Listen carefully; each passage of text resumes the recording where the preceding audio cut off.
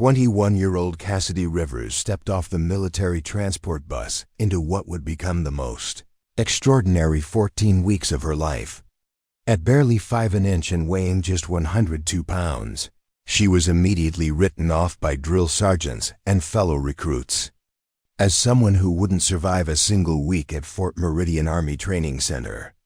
But what nobody knew was that this quiet young woman from the mountains of Wyoming carried within her a fire that would soon incinerate every assumption about what strength really looked like.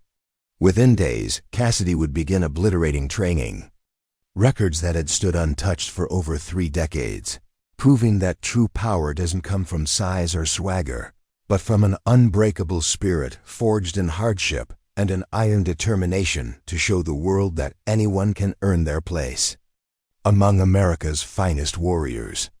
Before we jump back in, tell us where you're tuning in from, and if this story touches you, make sure you're subscribed, because tomorrow I've saved something extra special for you. The scorching Nevada sun beat down mercilessly on the concrete formation area as 48 nervous recruits shuffled into position on the painted yellow footprints that marked the beginning of their military transformation. Fort Meridian stretched endlessly before them like a fortress of discipline and determination, its imposing structures and razor-wire perimeter serving as a stark reminder that they had entered a world where comfort was a forgotten luxury and weakness was not tolerated. Cassidy's worn hiking boots barely filled the outline of the painted markers as she took her position among the much larger figures surrounding her. The silence hung heavy in the desert air, broken only by the distant echoes of drill commands from other training companies and the rhythmic sound of combat boots pounding against asphalt somewhere in the sprawling complex. "Well, I'll be damned," muttered a towering recruit with shoulders like a linebacker and a cocky smirk that suggested he'd already decided this whole experience would be a cakewalk for someone of his obvious superiority. Private Derek Stallworth stood head and shoulders above most of the formation, his confident posture radiating the kind of arrogance that came from a lifetime of physical advantages. "They're really scraping the bottom of the barrel these days, aren't they?" His comment drew snickers from several nearby recruits, including a stocky young man whose muscular build screamed college football and whose expression suggested he shared Derek's assessment of their diminutive fellow recruit. "Seriously, what is she, like 14? Private Jake Morrison whispered, not bothering to lower his voice much. "This is going to be painful to watch. Someone should probably call her parents to come pick her up before she gets hurt." Cassidy kept her eyes locked forward, her jaw set in a determined line that few bothered to notice amid their casual dismissal. She'd heard variations of these comments throughout her entire life, from coaches who wouldn't let her try out for sports teams despite her obvious athletic ability, to teachers who assumed she couldn't handle advanced placement courses, to employers who looked right past her for jobs requiring physical capability. Each dismissive remark had only added another layer of steel to her resolve, building an armor of determination around her quiet exterior that would have impressed a medieval blacksmith. "Listen up, maggots." The voice that suddenly exploded across the formation could have awakened the dead in 3 neighboring states. Drill Sergeant First Class Brenda Hurricane Hayes strode into view with the kind of commanding presence that made grown men reconsider their life choices and question whether their mothers had lied to them about being special. Her uniform was pressed to perfection that would make a professional cleaner weep with envy, her campaign cover positioned at precisely the regulation angle, and her eyes held the kind of intensity that suggested she could see straight through to a person's deepest insecurities and most hidden fears. Behind her followed Staff Sergeant Marcus Thompson, whose skeptical gaze swept over the formation like a predator evaluating potential prey for the upcoming hunt. His thick arms were crossed over his chest in a gesture that spoke volumes about his expectations, and his expression suggested he'd already mentally written off half the recruits before they'd even opened their mouths to speak, when his eyes landed on Cassidy. They lingered with the kind of extended examination usually reserved for suspicious packages or tax audit notices. You are no longer the precious little snowflakes your helicopter parents convinced you that you were, Sergeant Hayes continued, her voice carrying across the entire receiving area with the force of a Category 5 hurricane. You are nothing. You are less than nothing. You are the absolute lowest form of life currently occupying space on this planet. And it is my sacred duty and personal mission to determine which of you pathetic excuses for human beings might possibly possess even a microscopic fraction of what it takes to earn the right to call yourselves United States Army soldiers. The drill sergeant began pacing in front of the formation with mechanical precision, her combat boots clicking against the sun-baked concrete with each calculated step designed to ratchet up the tension that was already thick enough to cut with a bayonet. Several recruits shifted nervously under her withering gaze, while others attempted to maintain expressions of false bravado that fooled absolutely no one with functioning eyesight. Some of you think you're tough because you lifted weights in your high school gymnasium, she announced, her penetrating stare briefly settling on Derek, who immediately straightened his posture as if struck by lightning. Some of you believe you're intelligent because you managed to graduate from whatever educational institution was desperate enough to lower their standards. This time her attention shifted to a thin young woman with wire-rimmed glasses who looked like she'd rather be anywhere else in the known universe, possibly including the surface of Mars. And some of you, Sergeant Hayes stopped directly in front of Cassidy, looking down at the much smaller recruit with the kind of expression typically reserved for discovering something unpleasant stuck to the bottom of one's boot, are going to make me wonder why the United States Army has apparently decided to start recruiting from elementary school playgrounds. A few more snickers rippled through the formation like a wave of misplaced confidence, but they died quickly when the drill sergeant's laser-focused glare found their sources with the precision of a military-grade targeting system. The message was clear: unauthorized amusement would result in consequences that would be neither pleasant nor quickly forgotten. Staff Sergeant Thompson stepped forward, his voice carrying the accumulated weight of 15 years of military service and enough authority to make disagreement seem like a form of temporary insanity.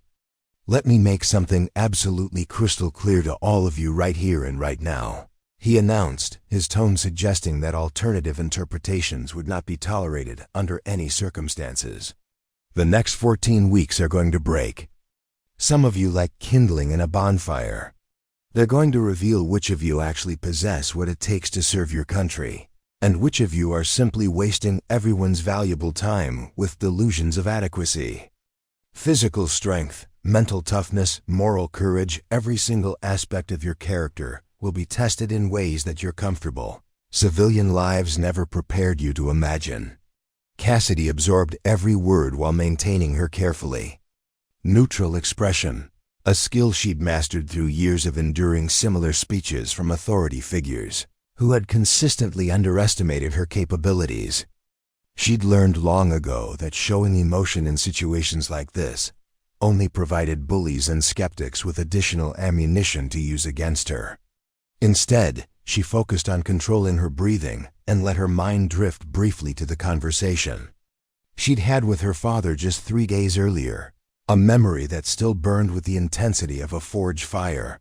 The foundation for her incredible journey had been laid long before she ever set foot on Fort Meridian's sun-scorched concrete, forged in the unforgiving wilderness of Wyoming's Wind River Range, and tempered by circumstances that would have broken lesser spirits. But those were stories for another time, hidden depths that would soon shock everyone who had the audacity to judge a book by its decidedly unimposing cover. As the formation prepared to move toward the next phase of their transformation, Cassidy Rivers stood quietly among her fellow recruits, already knowing something that they would learn only through painful experience. The smallest packages often contained the most explosive surprises. Preparing and narrating this story took us a lot of time, so if you are enjoying it, Subscribe to our channel, it means a lot to us. Now back to the story. Move, move, move. Sergeant Hayes's voice cracked like a whip across the formation as the recruits began their awkward shuffle toward the reception barracks. You will not speak unless spoken to. You will not gawk around like tourists on a sightseeing tour. You will follow the yellow lines painted on this deck and do exactly what you are told, when you are told to do it, without question or hesitation. The reception building loomed ahead like a concrete monument to military efficiency. Its stark walls and barred windows, designed by someone who clearly believed that comfort was a character flaw and aesthetics were for civilians. Inside, the systematic destruction of individual identity began immediately with the cold precision of a well-oiled machine. Personal belongings were confiscated and cataloged with bureaucratic thoroughness. Civilian clothes, those last vestiges of their former lives, were replaced with identical training uniforms that transformed unique individuals into a sea of uniformed conformity.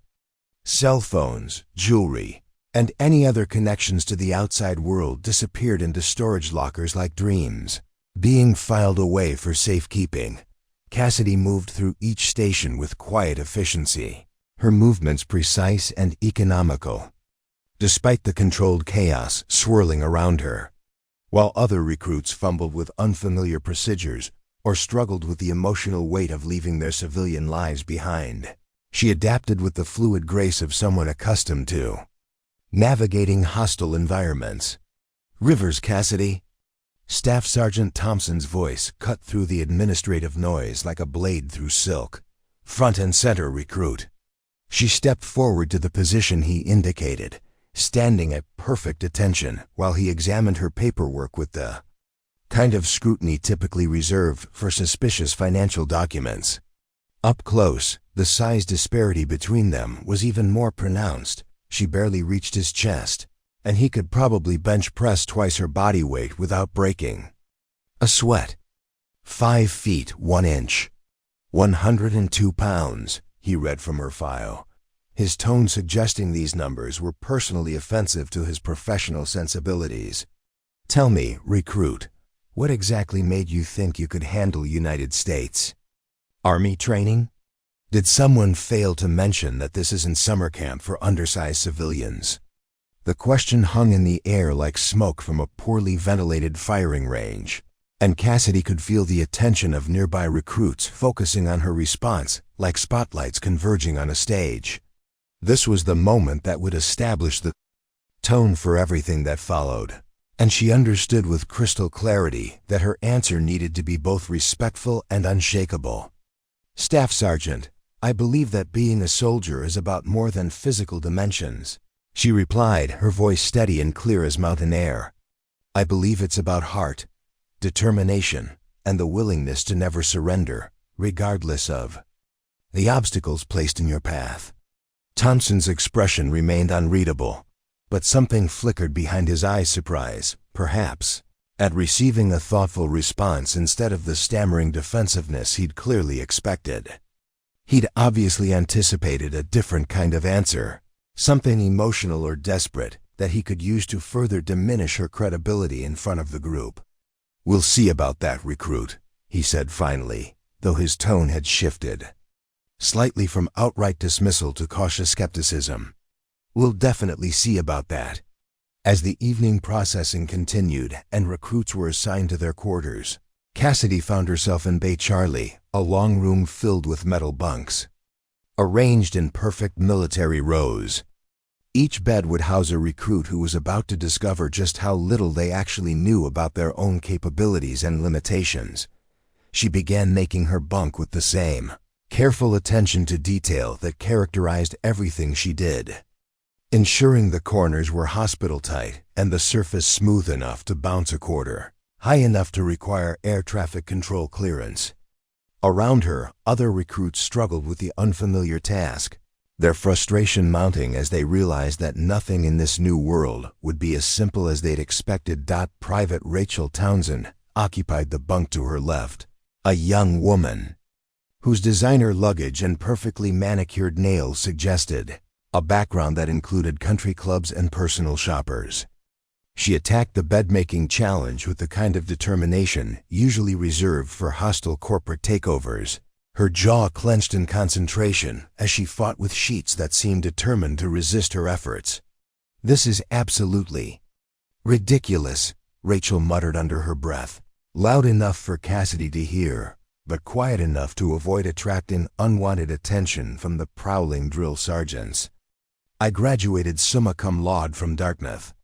I shouldn't have to deal with this kind of menial domestic labor." Cassidy finished her own bunk and turned to observe Rachel's continued struggle with what should have been a simple task. After a moment of internal debate about whether to risk involvement, she stepped closer and spoke quietly. "Here, let me show you a technique," she offered, her voice barely above a whisper. "If you tuck the sheet under the mattress at exactly 45 degrees, and then pull it tight before folding the corner, it creates what's called a hospital corner that will stay secure during inspection." Rachel looked at her with genuine surprise, clearly not having expected assistance from someone she'd probably already dismissed as irrelevant to her own success. But as Cassidy demonstrated the technique with practiced efficiency, the result spoke for itself: a crisp, professional-looking bed that would pass even the most demanding inspection. "How did you know how to do that?" Rachel asked, her voice carrying authentic curiosity rather than condescension for the first time since they'd met. "You learn practical skills when circumstances require self-sufficiency," Cassidy replied simply, already turning back to organize her own area to avoid further questions that might reveal more about her background than she was ready to share. The lights went out at exactly 2,200 hours, plunging the bay into darkness broken only by the dim glow of emergency lighting that cast everything in an otherworldly red hue. 48 recruits lay in their bunks, most staring at the ceiling and wondering what combination of inspiration and insanity had led them to volunteer for this experience. The sounds of whispered conversations and muffled sobbing drifted through the darkness like a symphony of anxiety and homesickness, evidence of the emotional toll that even this first day had extracted from young people who had never been so far from their support systems and comfort zones. Derek Stallworth's voice carried from several bunks away, pitched low but still audible.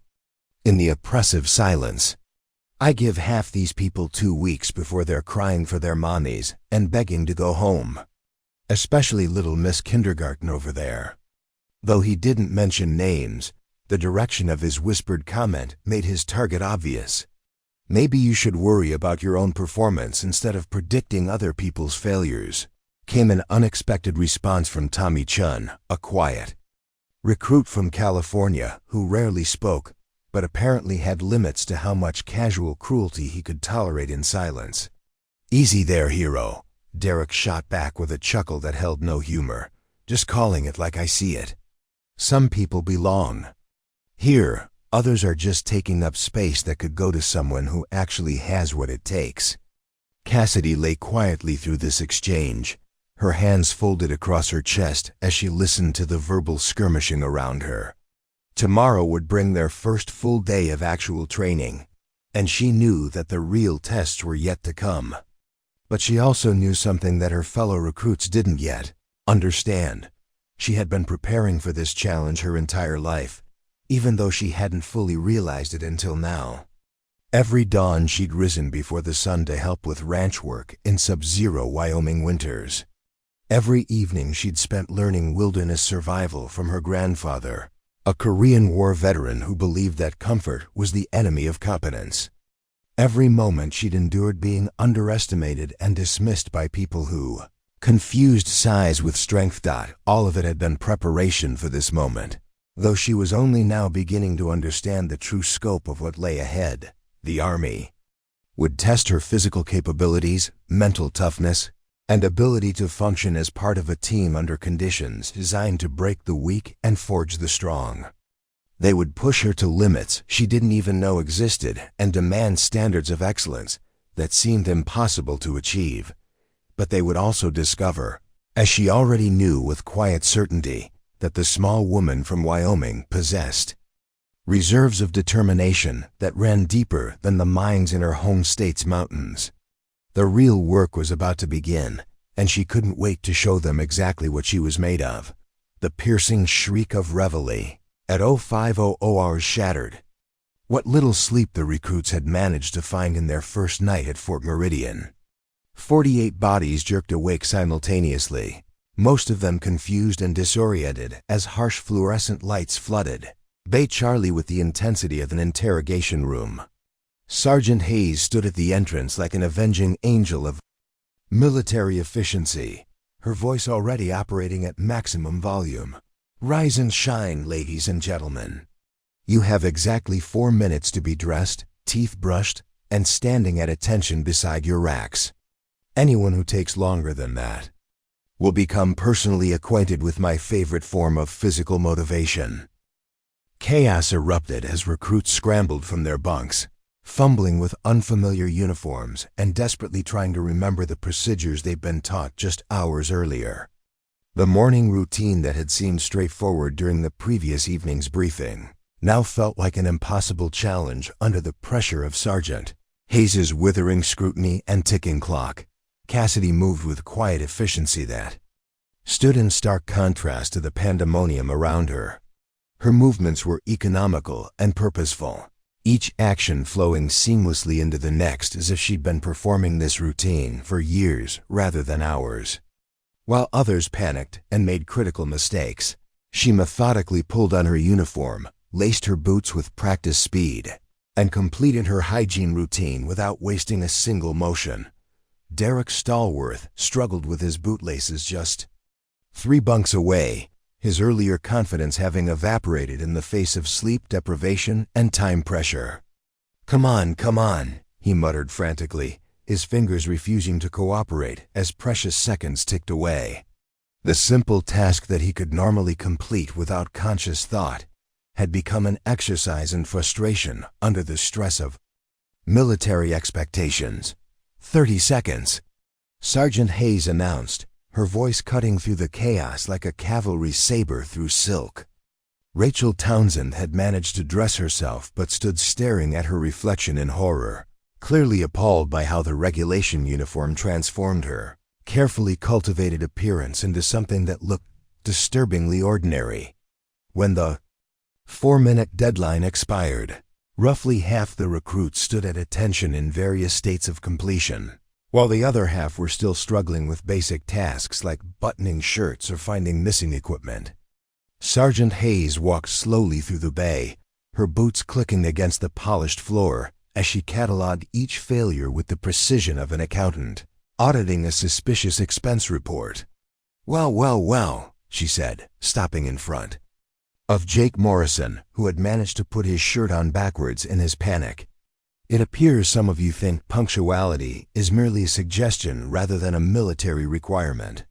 Allow me to correct that misconception through practical demonstration." What followed was an introduction to Army physical training that left most recruits gasping for breath within the first 10 minutes. Push-ups, jumping jacks, mountain climbers, and burpees flowed together in an endless stream of punishment designed to reinforce the critical importance of attention to detail and time management. The Nevada sun climbed higher in the sky, promising another day of scorching heat that would add environmental stress to their physical challenges. Cassidy maintained perfect form throughout the entire session, her breathing controlled and her movements textbook precise. Years of ranch work in Wyoming's unforgiving climate had taught her body to function efficiently under stress, making the most of limited energy resources while maintaining consistent performance. Where larger recruits began struggling under the sustained effort, she continued with the same steady rhythm she'd established from the beginning. "Rivers!" Staff Sergeant Thompson called out as the group transitioned into flutter kicks, his voice carrying across the training area with unmistakable authority. Front and center. She snapped to her feet and double-timed to the position he indicated, coming to attention with military precision that would have impressed a drill instructor at West Point. The other recruits continued their exercises. But She could feel their attention focusing on whatever demonstration or correction was about to unfold. "Show your fellow recruits the proper form for push-ups," Thompson commanded, his tone suggesting this was more of a test than simple instruction. Some of them appear to be confused about basic exercise execution. Without hesitation, Cassidy dropped into the front-leaning rest position, her body forming a perfect plank from head to heels that could have been used as a teaching diagram. Her push-ups were flawless full range of motion, controlled speed, and form that maintained integrity, even as she completed repetition after repetition. Each movement demonstrated technical precision that spoke of extensive practice and natural athletic ability. She completed 25 repetitions before Thompson told her to recover, each one executed with the kind of perfection that made the exercise look effortless despite its obvious difficulty. "That," Thompson announced to the group with unmistakable emphasis, "is what proper push-up form looks like. Some of you might want to take notes, because what I've been observing from the rest of you wouldn't qualify as exercise in my grandmother's knitting circle." The comment drew curious glances from several recruits who were beginning to reassess their initial impressions of their diminutive fellow trainee. Derek wiped sweat from his forehead and studied Cassidy with newfound interest, while Rachel looked openly puzzled by the contradiction between appearance and performance that she'd just witnessed. Breakfast in Mess Hall Delta was conducted under the watchful eyes of drill sergeants who seemed to possess supernatural hearing and an uncanny ability to detect unauthorized conversations from impossible distances. 600 recruits moved through the serving line with military precision, their trays loaded with portions calculated to fuel the demanding training schedule ahead. Cassidy found herself seated with a group that included Derek, Rachel, Jake, Tommy, and several other recruits whose squad assignments had thrown them together despite their varied backgrounds and personalities. The artificial social groupings created by military organization often mixed people who would never have interacted in civilian life, forcing relationships that could either build mutual respect or create lasting conflicts. "I can't believe how early they wake us up," Rachel whispered, picking at her scrambled eggs with obvious distaste. "At Dartmouth, I never got up before 9 unless there was some kind of emergency." "This isn't exactly a prestigious university," Jake replied, though his voice carried less arrogance than it had the previous day. The morning's physical training session had clearly adjusted his expectations about what lay ahead and his own capabilities relative to the challenges they would face. Derek glanced at Cassidy, who was eating steadily without participating in the conversation or drawing attention to herself. "So where did you learn to do push-ups like that?" he asked, his tone carrying genuine curiosity rather than the mocking dismissal he'd displayed earlier. "You made the rest of us look like complete amateurs out there." She looked up from her tray, considering her response carefully. The truth was complicated years of physical labor, helping her grandfather maintain their remote ranch, carrying her own weight in a household where everyone had to contribute meaningful work, learning that survival often depended on efficiency and endurance rather than raw strength. But explaining all of that would require revealing more about her background than she was ready to share with people who were still essentially strangers. "Practice," she said simply, returning her attention to her breakfast with a kind of focus that suggested the conversation was concluded. "That's it?" Derek pressed, clearly unsatisfied with such a brief explanation. "Just practice?" Because that looked like a lot more than casual exercise experience. "Some people talk about being strong," she replied, meeting his gaze directly with steady confidence. "Other people just are. The difference usually becomes obvious when it matters." The comment hung in the air for a moment before Sergeant Hayes's voice echoed across the mess hall, calling for formation outside. The recruits abandoned their conversations and moved with the kind of urgency that was already becoming second nature, though most still struggled with the transition from civilian pace to military efficiency. Their first stop after breakfast was the obstacle course, a sprawling complex of physical challenges designed to test both individual capability and team cooperation. Wooden walls, rope climbs, tire runs, and balance beams stretched across several acres of carefully maintained terrain that had been engineered to push recruits beyond their comfort zones, while teaching valuable lessons about perseverance and mutual support. Sergeant First Class Maria Santos stood before the assembled group like a monument to physical fitness and military competence. Her lean frame carried the kind of functional strength that came from years of practical application rather than gymnasium aesthetics, and her voice projected the confident authority of someone who had mastered every challenge she was about to present. "This course has been humbling recruits for 25 years, she announced, gesturing toward the obstacles with obvious professional pride. "The current record for completion time is 9 minutes and 14 seconds, set by a recruit who went on to serve with distinction in Special Forces. Most of you will be fortunate to finish in under 15 minutes without requiring medical attention." She began demonstrating each obstacle with fluid efficiency, explaining proper technique while emphasizing the importance of safety and intelligent risk management. Some challenges required pure individual effort, while others demanded cooperation between multiple recruits working toward common objectives. The complexity was designed to mirror the varied demands of military service, where success often depended on combining personal competence with effective teamwork. "We'll run you through in groups of 8, Santos continued, her experienced eye already assessing the recruits and mentally categorizing their likely performance levels. "I want maximum effort from everyone, but I also want smart effort. Injuries. Help no one and accomplish nothing except paperwork that ruins my day." The first group included several of the larger, more obviously athletic recruits who had positioned themselves as natural leaders through physical presence and vocal confidence. They attacked the course with enthusiasm that masked their lack of technical knowledge, demonstrating varying levels of success as they encountered obstacles that tested different skill sets and revealed the difference between apparent strength and functional capability.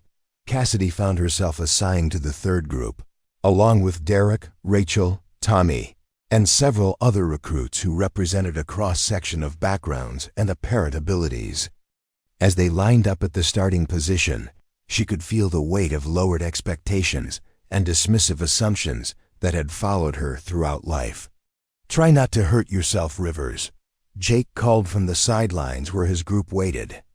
Their turn, his comment drawing a few chuckles from nearby recruits who still viewed her as entertainment rather than serious competition. The whistle blew, and the group surged forward toward the first obstacle, beginning a demonstration that would shatter assumptions and rewrite expectations in ways that no one could have anticipated. The starting whistle's sharp blast sent 8 recruits charging toward the first obstacle, a series of low hurdles that required quick footwork and precise timing.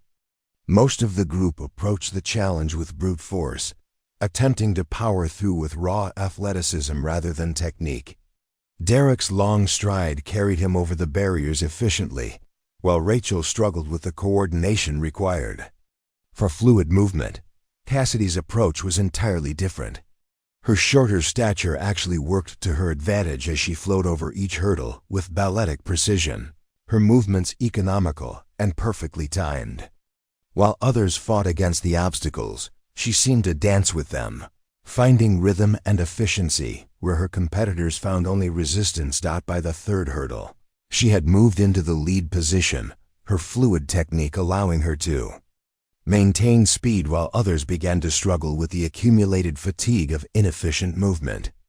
Behind her, Tommy was keeping pace through determination rather than natural ability, while Derek found his size becoming a disadvantage as the hurdles forced him into awkward positions.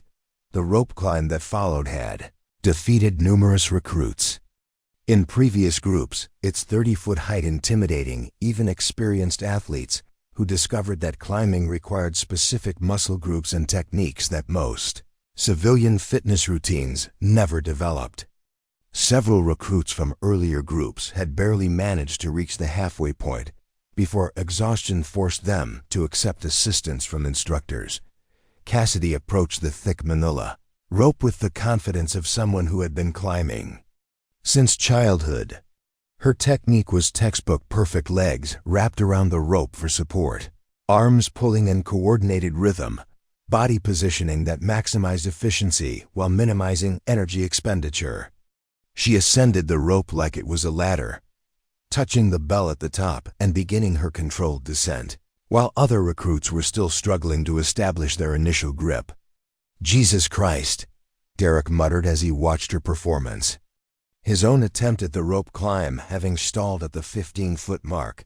Where the hell did she learn to do that? Sergeant Santos had stopped what she was doing to observe Cassidy's technique, her experienced eye recognizing the kind of proficiency that typically took months of training to develop. The fluid efficiency and complete confidence suggested extensive prior experience, yet the recruit's file indicated no formal athletic background or military training. The tire run that came next played to Cassidy's strengths even more dramatically. The pattern of large tractor tires required dancers' footwork combined with the spatial awareness of a gymnast, challenging recruits to maintain speed while navigating obstacles that could easily cause twisted ankles or painful falls. Her lightweight frame allowed her to move through the pattern with spider-like agility, each step precisely placed as she maintained momentum that carried her through the section in record time. Behind her, the larger recruits struggled with the spacing and rhythm required for efficient movement. Derek's athletic ability was obvious, but his size forced him into awkward movements that slowed his progress and increased his energy expenditure. Rachel had abandoned any attempt at speed, focusing instead on simply completing the obstacle without injury. The wall climb that followed stood 12 feet high, its wooden surface worn smooth by thousands of hands and boots. Most recruits required assistance from teammates to reach the top, with smaller individuals often needing literal boosts from stronger partners. The obstacle was designed to test both individual capability and willingness to help others, emphasizing the teamwork that would be essential throughout their military careers. Cassidy studied the wall for only a moment before launching herself upward with explosive power that seemed impossible from someone of her size. Her fingers found purchase on the narrow ledge at the top, and she pulled herself up with controlled strength that made the movement appear effortless. The technique was flawless: no wasted motion, perfect body positioning, and the kind of upper body strength that would have impressed professional climbers. As she dropped down the opposite side and continued toward the next obstacle, a significant crowd had begun gathering to watch her performance. Word was spreading through the training area that something extraordinary was happening on the obstacle course, drawing drill instructors and other personnel from across the complex. The balance beam section that followed required steady nerves and precise foot placement, while carrying a weighted pack that shifted the center of gravity and challenged even experienced athletes. The beam stretched 20 feet across a water obstacle, with failure resulting in a cold, muddy swim that would slow progress and test resolve. Cassidy crossed the beam like a tightrope walker, her movements steady and confident despite the awkward weight distribution and the pressure of dozens of observers. Her balance was perfect, her pace consistent, and her focus absolute. Behind her, Tommy was making steady progress through careful concentration, while Derek had already fallen twice and was struggling with both the physical challenge, and Paul Diorek had already fallen twice and was struggling with both the physical challenge and the psychological pressure of repeated failure. The final obstacle consisted of a crawl through a series of concrete pipes followed by a sprint to the finish line. The pipes were barely large enough for an adult body, forcing recruits to low crawl through confined spaces that tested both physical conditioning and mental toughness. Many discovered an unexpected claustrophobia that made the challenge as much psychological as physical. Cassidy entered the pipe system without hesitation, her smaller frame allowing easier movement through spaces that challenged larger recruits. Her technique was efficient and smooth, using her legs and arms in coordinated rhythm that maintained steady progress without the wasted energy that came from panic or poor form. When she emerged from the final pipe and sprinted toward the finish line, Sergeant Santos stared at her stopwatch in complete disbelief. She looked at the device again, then up at Cassidy, then back at the watch as if the numbers might change through force of will. "Time," Santos called out, her voice carrying across the training area with a note of amazement that was completely out of character. 8 minutes, 27 seconds. A stunned silence fell over the assembled crowd as the implications of that announcement sank in. The record that had stood untouched for 25 years had just been shattered by nearly a full minute, and by the smallest recruit in the platoon. The performance gap was so significant it seemed to challenge the basic laws of physics and human capability. Staff Sergeant Thompson pushed through the crowd of observers, his expression cycling between disbelief and professional curiosity as he approached Sergeant Santos. "Run that time again," he demanded, his tone suggesting he couldn't accept what he'd just heard. "There has to be some kind of mistake with the timing." "No mistake, Staff Sergeant," Santos replied, holding up the stopwatch for his inspection. 8 minutes, 27 seconds. Clean run, no penalties, no assistance from other recruits. "I've been timing this course for 12 years, and I've never seen anything remotely close to that performance."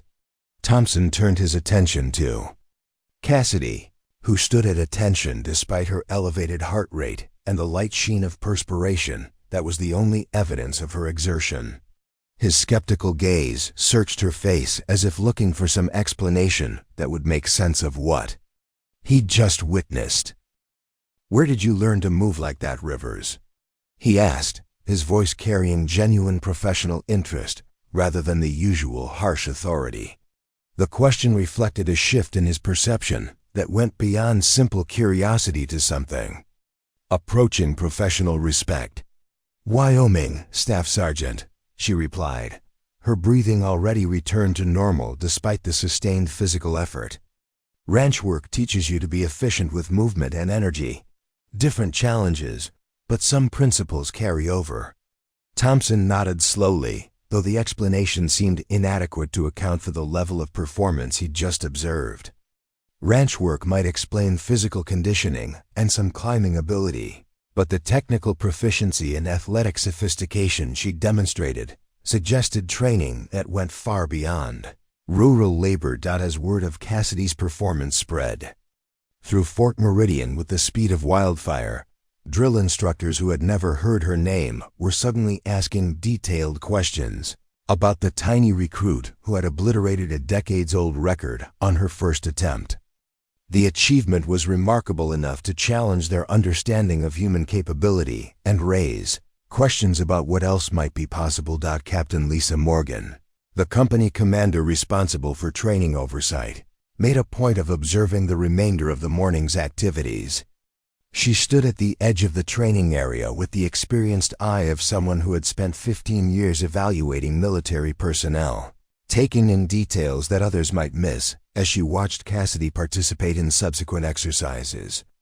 Demonstration had transformed her from curiosity to phenomenon, but it had also created new pressures and expectations that would follow her throughout the remaining weeks of training. Excellence at this level inevitably drew attention from higher levels of command, where decisions were made about career assignments and advancement opportunities that could shape an entire military future. For now, though, she had achieved something that would be talked about for years to come at Fort Meridian. The obstacle course record that had seemed untouchable had fallen to someone who embodied everything the Army claimed to value: determination, efficiency, and the ability to exceed all expectations through preparation and character. The real tests, however, were just beginning. The afternoon brought weapons training under the supervision of Master Sergeant William Eagle Eye Rodriguez, whose legendary marksmanship skills had earned him recognition throughout the Army and whose ability to spot the smallest errors in shooting technique, was matched only by his capacity for colorful commentary about recruit performance. His weathered hands told stories of 24 years, perfecting the art of precision shooting, and his reputation for transforming hopeless civilians into competent marksmen was known throughout Fort Meridian. Marksmanship is equal parts science and art, Rodriguez explained to the assembled recruits as they gathered around tables, loaded with M4 carbines that gleamed under the Nevada sun. It requires physical control that most of you don't possess, mental discipline that few of you have developed, and the ability to shut out every distraction except the target in front of you. Today we separate those who can learn from those who will spend their entire military careers missing everything they aim at. He demonstrated proper shooting stance with the fluid movements of someone who had performed these actions tens of thousands of times, each element of his technique refined through decades of experience and practical application.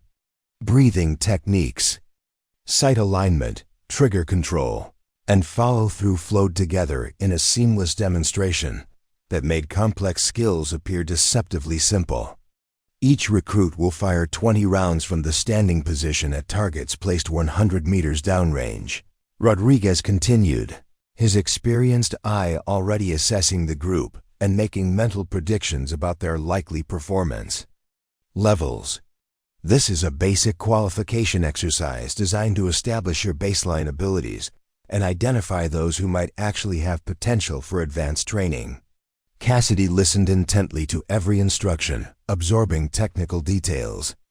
With the same focused concentration she brought to all new challenges. When her turn came to approach the firing line, she settled into position with natural ease that suggested an intuitive understanding of the weapon's mechanics and the geometry required for accurate shooting.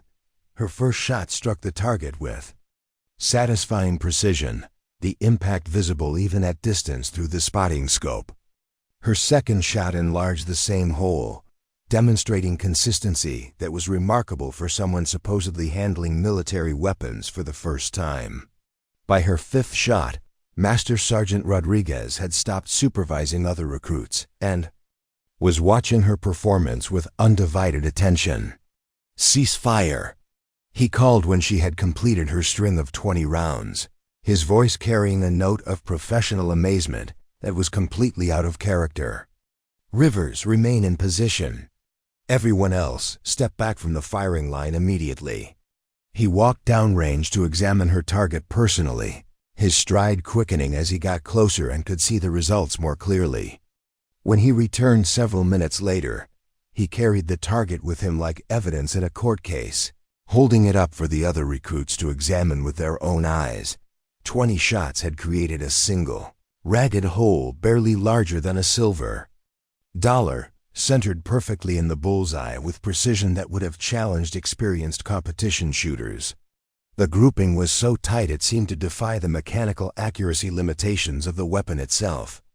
"In 24 years of training soldiers," Rodriguez announced, his voice carrying across the range with unmistakable authority, "I have never witnessed marksmanship of this caliber from anyone, let alone a recruit firing military weapons for supposedly the first time. This level of precision typically requires years of dedicated practice and professional instruction."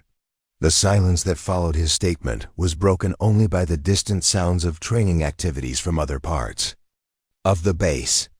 Recruits who had spent the morning reassessing their assumptions about Cassidy found themselves once again struggling to reconcile what they were witnessing with what they thought they understood about human capability. Derek stepped closer to examine the target, his expression cycling through disbelief, amazement, and something that might have been genuine respect. "How is that even possible?" he asked, his voice lacking any trace of the mockery that had characterized his earlier comments. "Have you been shooting competitively your whole life or something?" "No," Cassidy replied quietly, handing her weapon to the armorer for cleaning and maintenance. "First time I've ever fired anything like this. Different tools, same principles." The admission sent ripples of conversation through the group, until Rodriguez's sharp glare restored immediate silence. But the damage was done. Speculation about her background and abilities was reaching levels that threatened to overshadow the actual training objectives. The following day brought hand-to-hand combat instruction under Sergeant First Class David Park, a compact powerhouse whose martial arts expertise had been honed through multiple combat deployments and whose teaching philosophy emphasized practical effectiveness over flashy techniques.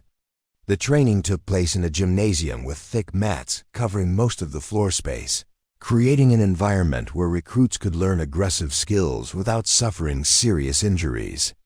Combat effectiveness is not about size or strength, Park explained as he demonstrated basic fighting stances and movements. It's about intelligence, preparation, and the willingness to do whatever is necessary to complete your mission and protect your fellow soldiers. Today we discover who understands the difference between violence and combat. He paired recruits for controlled sparring exercises, deliberately mismatching sizes and apparent abilities to teach lessons about adaptation and tactical thinking under pressure. The goal was not to encourage actual fighting, but to develop confidence and competence that would serve them in genuinely dangerous situations. When Park paired Cassidy with Jake Morrison, the size and strength disparity drew nervous laughter from several recruits who expected to witness a completely one-sided demonstration. Jake outweighed her by nearly 90 pounds and stood almost a foot taller, creating what appeared to be a mismatch that bordered on unfair. "Remember," Park cautioned as the pair prepared to engage, "this is about controlled technique, not domination. I want to see proper form and intelligent movement. Anyone who gets carried away will be spending quality time with me after hours. And I guarantee that won't be pleasant." The sparring began slowly, with both recruits testing each other's capabilities and defensive reactions. Jake's approach was straightforward and predictable. He attempted to use his significant size advantage to overwhelm Cassidy with strength and reach, relying on natural athleticism rather than developed technique. Cassidy's strategy was completely different. She moved like water around stone, flowing around his attacks rather than meeting them directly. Her movements were economical and precise, each motion serving multiple purposes while conserving energy for sustained engagement. When Jake threw a telegraphed right hand, she stepped inside his reach and used his own momentum against him, sending him sprawling across the mat with a technique that seemed to require no effort at all. The gymnasium fell silent as Jake picked himself up, confusion and embarrassment competing for control of his expression. He had been taken down so smoothly and efficiently that he wasn't entirely sure how it had happened, only that he was suddenly staring at the ceiling instead of his opponent. "Again," Park commanded, his voice carrying new interest as he recognized the sophistication of what he had just witnessed. "Same drill, same intensity level." The second exchange lasted longer, but ended identically, with Jake on his back wondering how someone half his size had made him look like a complete amateur. This time, however, Park called a halt to examine the technique in detail. "Rivers, demonstrate that takedown again, but execute it slowly so everyone can observe the mechanics," he instructed, his tone carrying the kind of professional respect typically reserved for fellow instructors rather than students. As Cassidy walked through the movement in slow motion, Park provided commentary that revealed the sophisticated nature of what she had accomplished. The takedown combined elements of leverage, timing, and positioning that would have challenged martial artists with years of formal training. "Perfect application of classical jiu-jitsu principles," Park observed as she completed the demonstration. "Minimal force application, maximum efficiency, and complete control throughout the engagement." "Where did you learn to fight like that, Rivers?" "I learned not to fight, Sergeant," she replied, helping Jake to his feet with unexpected gentleness. "I learned to survive. Sometimes those skills overlap, sometimes they don't." The cryptic response only deepened the mystery surrounding her capabilities, But Park recognized that pressing for more information would be counterproductive. Instead, he used her demonstration as a teaching moment for the entire group, emphasizing how intelligence and preparation could overcome significant physical disadvantages. Dr. Patricia Williams, the base psychologist responsible for evaluating recruit mental health and identifying potential problems, had been observing both the marksmanship and combat training sessions from discrete positions. Her professional interest was piqued not just by Cassidy's exceptional performance, but by the psychological dynamics her success was creating within the group. That evening, Williams submitted a preliminary report to Captain Morgan that would eventually find its way up the chain of command to people whose decisions could significantly impact Cassidy's future assignments and career trajectory. Recruit Rivers demonstrates exceptional aptitude across multiple military disciplines, she wrote in her careful professional language. Her performance levels exceed normal parameters to a degree that warrants further evaluation and possible accelerated training opportunities. However, her success is also creating social tensions within the unit that require careful management to prevent negative impact on overall group cohesion. Meanwhile, the informal conversations during evening, equipment maintenance and personal time reflected the growing legend that was developing around the quiet recruit from Wyoming. Some discussions were marked by genuine admiration and curiosity, while others carried undertones of suspicion and resentment that threatened to create lasting divisions within the group. "There's something she's not telling us," insisted Private Amanda Foster, whose own struggles with physical training had been highlighted by Cassidy's consistent excellence. "Nobody just shows up knowing how to do everything perfectly without prior training or experience. She's either lying about her background or getting some kind of special assistance that the rest of us don't know about. Maybe she's just better than us," Tommy suggested quietly, though his tone indicated he wasn't entirely convinced by his own argument. "Some people are naturally gifted at things that others have to work hard to achieve." "Gifted how?" Derek demanded, his earlier amazement having evolved into something more complex and troubling. "Gifted with superhuman abilities that defy normal human limitations? Because that's what we're talking about here, performance that doesn't make sense unless there's something we don't know." The speculation grew more elaborate with each conversation, fueled by frustration and the human tendency to seek complex explanations for phenomena that challenged comfortable assumptions. The idea that someone could naturally excel across such diverse areas was apparently too threatening for some recruits to accept, without finding alternative explanations that preserved their own sense of adequacy. As the lights went out for another night of exhausted sleep, Cassidy lay quietly in her bunk, aware of the whispered conversations and growing tensions that her success was creating. The challenges were becoming more complex, requiring not just individual excellence, but also the ability to navigate social dynamics that were increasingly complicated by resentment and suspicion. Tomorrow would bring new tests and new opportunities to prove herself, but she was beginning to understand that success in military training required more than just superior performance. Leadership, diplomacy, and the ability to inspire rather than intimidate would be just as important as any technical skill she possessed. The third week at Fort Meridian brought with it an atmosphere that had shifted dramatically from the initial days of shared uncertainty. What had once been a collection of nervous civilians learning to navigate military life together had evolved into something more complex and troubling, a group divided by growing resentment, suspicion, and the kind of social tensions that could undermine everything the Army was trying to accomplish through basic training. Amanda Foster had emerged as the unofficial spokesperson for a faction of recruits whose frustration with their own limitations had crystallized into organized opposition to what they perceived as systemic unfairness.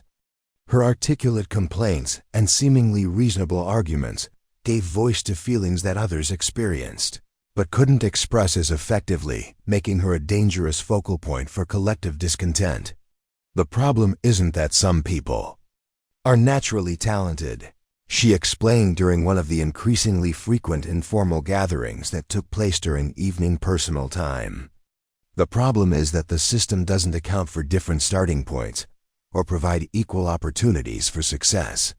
Some recruits arrive here with advantages that others never had access to, and that creates an uneven playing field that undermines the entire training process. Her arguments were sophisticated enough to appeal to recruits who were struggling with their own performance while searching for external explanations that didn't require them to confront uncomfortable truths about their personal limitations. The idea that excellence resulted from unfair advantages was psychologically more palatable than accepting that some people were simply more capable. Look at Rivers, Amanda continued, her tone carefully modulated to sound analytical rather than vindictive. She demonstrates advanced capabilities across every area we've encountered: physical fitness, marksmanship, combat techniques, tactical thinking. Either she's received extensive prior training that she's not admitting to, or she comes from a background that provided preparation the rest of us were never offered. Neither scenario is fair to those of us who are supposed to be learning these skills for the first time. Private Marcus Webb, whose consistent mediocrity across all training areas had left him increasingly frustrated and defensive, nodded enthusiastically at Amanda's analysis. Exactly. I've been saying this from the beginning. Nobody just shows up knowing how to shoot like a sniper or fight like a martial arts expert. There's something going on here that we're not being told about. The conversations were taking place in Bay Charlie after lights out, conducted in whispers that carried just enough volume to ensure that everyone could hear what was being said, including Cassidy herself. The discussions had evolved from simple curiosity about her abilities into something approaching a formal investigation of her background and qualifications. Derek found himself caught between competing loyalties and growing uncertainty about situations that seemed to become more complicated with each passing day. Cassidy's assistance during various training exercises had been valuable to him personally, but her consistent superiority across all areas was beginning to seem less impressive and more suspicious. Maybe we should just ask her directly, he suggested during one particularly intense discussion. Give her an opportunity to explain where all these capabilities are coming from. If she's got nothing to hide, she should be willing to discuss her background openly. And you think she'd tell us the truth? Amanda countered with a skeptical laugh. If she's been hiding something this whole time, why would she suddenly decide to be honest now? People who deceive others about their qualifications don't usually confess when confronted. Jake Morrison, still nursing his ego from the embarrassing combat training session, had become one of Amanda's most vocal supporters. The whole thing doesn't add up, he declared with the certainty of someone who had found an explanation that preserved his self-image. You can't be world-class at everything without professional training. It's physically and statistically impossible. Rachel. Townsend sat quietly through most of these discussions, her privileged background having taught her to be cautious about joining group complaints without fully understanding the political dynamics involved. But privately, she was beginning to share some of the concerns being raised about fairness and equal treatment. The tensions weren't limited to evening conversations in the barracks. During training exercises, subtle forms of non-cooperation had begun appearing: delays in providing assistance, accidental equipment mix-ups, and the kind of passive resistance that could undermine team effectiveness without being obvious enough to draw attention from instructors. Cassidy was acutely aware of the changing atmosphere around her, though she chose not to address it directly. Her strategy remained focused on maintaining her own standards of excellence while continuing to offer assistance to anyone who requested it. But the social isolation was becoming increasingly apparent as former training partners began avoiding her, and conversations stopped when she approached groups. Staff Sergeant Thompson had observed these developing dynamics with growing concern. Military effectiveness depended on unit cohesion and mutual trust, but the current trends were moving in exactly the opposite direction. Excellence was supposed to inspire others to improve, not create divisions that weakened overall capability. "Rivers, report to my office after evening chow," he commanded one afternoon, his tone suggesting this was not a social invitation, but a mandatory consultation that could have significant implications for her future at Fort Meridian. The meeting took place in Thompson's spartanly furnished office, where military efficiency had eliminated anything that might distract from serious conversations about career development and performance evaluation. Cassidy stood at attention while the staff sergeant reviewed paperwork that documented her unprecedented achievements across multiple training areas. "Sit down, recruit," Thompson said finally, his tone less harsh than usual but carrying the weight of authority that made disagreement seem inadvisable. "We need to discuss some concerns that have been brought to my attention by various sources." Cassidy settled into the indicated chair while maintaining the alertness that had become second nature during her weeks of military training. She could sense that this conversation would be different from previous interactions with authority figures, carrying implications that went beyond immediate training concerns. "Your performance has been exceptional in every measurable category," Thompson began, consulting notes that reflected weeks of careful observation and documentation. "Physical fitness, weapons proficiency, combat skills, academic achievement, everything we evaluate shows levels of competence that exceed normal parameters. But excellence can create problems when it makes others feel inadequate or suspicious about its origins. I can't control how other people feel about my performance, Staff Sergeant," Cassidy replied carefully. "I can only control my own effort and attitude toward the training I'm receiving here." "That's true, but it's also incomplete," Thompson continued, leaning back in his chair with the expression of someone delivering difficult news. "Soldiers don't operate as individuals. We succeed or fail as teams, and anything that undermines team cohesion threatens mission success. Right now, your abilities are becoming a source of division rather than strength within your training unit." The observation was accurate but troubling, suggesting that success itself could be problematic if not properly managed within group dynamics. Cassidy had never faced a situation where her competence was viewed as a liability rather than an asset. "What do you want me to do, Staff Sergeant?" she asked, genuinely seeking guidance on a problem she had never encountered before. "Perform worse to make other people feel better about their own limitations." "I want you to think about leadership," Thompson replied, his tone becoming more thoughtful and less authoritative. "Not the kind that comes from appointment or promotion, but the kind that emerges from character and wisdom. Great soldiers don't just excel individually. They elevate everyone around them and create conditions where others can succeed." Comment carried implications that went beyond immediate training concerns, challenging her to consider responsibilities that extended beyond personal achievement. Thompson was asking her to develop skills that weren't taught in any manual or training program. "How do I do that without compromising my own standards or pretending to be less capable than I actually am?" Cassidy asked, recognizing that the challenge was more complex than simply adjusting her performance levels. "That's the question every real leader has to answer," Thompson said, standing to indicate that the formal portion of their conversation was concluding. "And there's no simple solution that works in every situation. But I will tell you this, the Army needs people who can inspire others to be better, not people who make others feel hopeless about ever measuring up to impossible standards." Meanwhile, the informal investigation into Cassidy's background had evolved into something approaching organized opposition. Amanda had begun documenting what she called performance anomalies and statistical impossibilities in a notebook that she planned to present to higher authority as evidence of systemic problems in the training program. "The math simply doesn't work," she explained to her growing circle of supporters.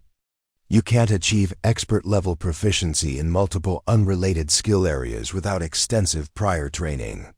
Either she's lying about her background, or someone is providing her with assistance that the rest of us aren't receiving. Either way, it's unfair to everyone else in this program. Her arguments were becoming more sophisticated and harder to dismiss, incorporating statistical analysis and logical reasoning that made her conclusions seem inevitable rather than speculative. The documentation she was accumulating would be difficult for authority figures to ignore if presented through proper channels. Tommy Chun had remained largely silent during these discussions, but his quiet observation of the group dynamics was providing him with insights that others missed. What if she's just better than us? He asked during one particularly heated debate. What if some people really are naturally gifted at things that others have to work hard to achieve? Then why is she here? Marcus demanded. If she's already qualified for advanced training or special operations, why is she going through basic training with the rest of us? It doesn't make sense unless there's something we don't understand about her situation. The question highlighted a logical inconsistency that even Cassidy's supporters couldn't easily explain. Her performance levels suggested capabilities that belonged in elite military units rather than basic training environments, raising questions about her motivations and objectives that went beyond simple career advancement. As the third week drew to a close, the social fabric of the training unit was showing serious signs of strain. What had begun as curiosity about exceptional performance had evolved into organized suspicion and resentment that threatened to undermine everything the military training program was designed to accomplish. The challenges ahead would require more than individual excellence or technical competence. They would demand the kind of leadership skills and emotional intelligence that could bridge differences and rebuild trust among people who had lost faith in the fairness of their shared experience. Whether Cassidy possessed those qualities remained to be seen, but the stakes were becoming clear. Success would require not just proving herself, but helping others rediscover their own potential for achievement. The fourth week brought urban warfare simulations in a sprawling mock city constructed specifically for military training. Concrete buildings, narrow alleyways, and strategically placed obstacles created an environment that tested decision-making under pressure while reinforcing the critical importance of teamwork and clear communication. The facility had been designed to mirror the complexities of modern combat zones, where split-second decisions could determine mission success or catastrophic failure. Gunnery Sergeant Michael Hammer Rodriguez supervised the exercise with the intensity of someone who understood that lessons learned here could mean the difference between life and death in real combat situations. His scarred hands and weathered face told stories that no training manual could convey, and his approach to instruction emphasized practical experience over theoretical knowledge. Urban combat is chess played at lightning speed with live ammunition, he explained to the assembled platoon as they gathered outside the training facility. Every corner could conceal a threat. Every decision carries consequences that ripple through your entire mission, and hesitation will get you and your teammates killed faster than enemy fire. Today we discover who thinks like a warrior and who just pretends to understand what that means. The exercise divided the platoon into squads of 8 recruits, each tasked with clearing a series of buildings, while rescuing simulated hostages and neutralizing mock enemies represented by pop-up targets and role-playing instructors. Success required coordination, tactical thinking, and the ability to adapt when carefully planned operations inevitably encountered unexpected complications. Squad leaders were selected based on demonstrated leadership potential, a process that had been ongoing since the recruits first arrived at Fort Meridian. The selection criteria included not just individual competence, but also the ability to inspire confidence in others and coordinate complex activities under stress. Derek had been chosen to lead Squad Bravo, his natural charisma and improving Tactical understanding having impressed instructors despite his inconsistent individual performance. His leadership style had evolved significantly since the early weeks of training, moving from authoritarian direction toward collaborative guidance that incorporated input from team members while maintaining clear command authority. "All right, listen up," Derek announced as his squad huddled around a tactical map of their assigned sector. "We've got 3 buildings to clear, 2 hostages to rescue, and approximately 45 minutes to complete the entire mission sequence. I'm thinking we go in aggressive and coordinated, overwhelming any resistance before they can organize effective opposition." "That approach might not be optimal," Cassidy said quietly, studying the map with the same analytical focus she brought to every challenge. "These buildings have multiple entry points and limited sight lines between floors. Going in fast could mean walking directly into prepared ambush positions." Derek bristled at the contradiction, his jaw tightening as he struggled with being questioned by someone he still viewed as subordinate, despite her proven abilities. The tension between official authority and actual competence was becoming increasingly difficult to navigate. "Do you have a better suggestion?" he asked, his tone carrying more challenge than genuine curiosity about alternative approaches to the tactical problem they faced. "Actually, yes," she replied, pointing to specific locations on the map with the confidence of someone who had studied similar problems extensively. "If we coordinate our entry points and move in synchronized phases, we can cover each other's blind spots while avoiding the bottlenecks that create vulnerability to ambush tactics.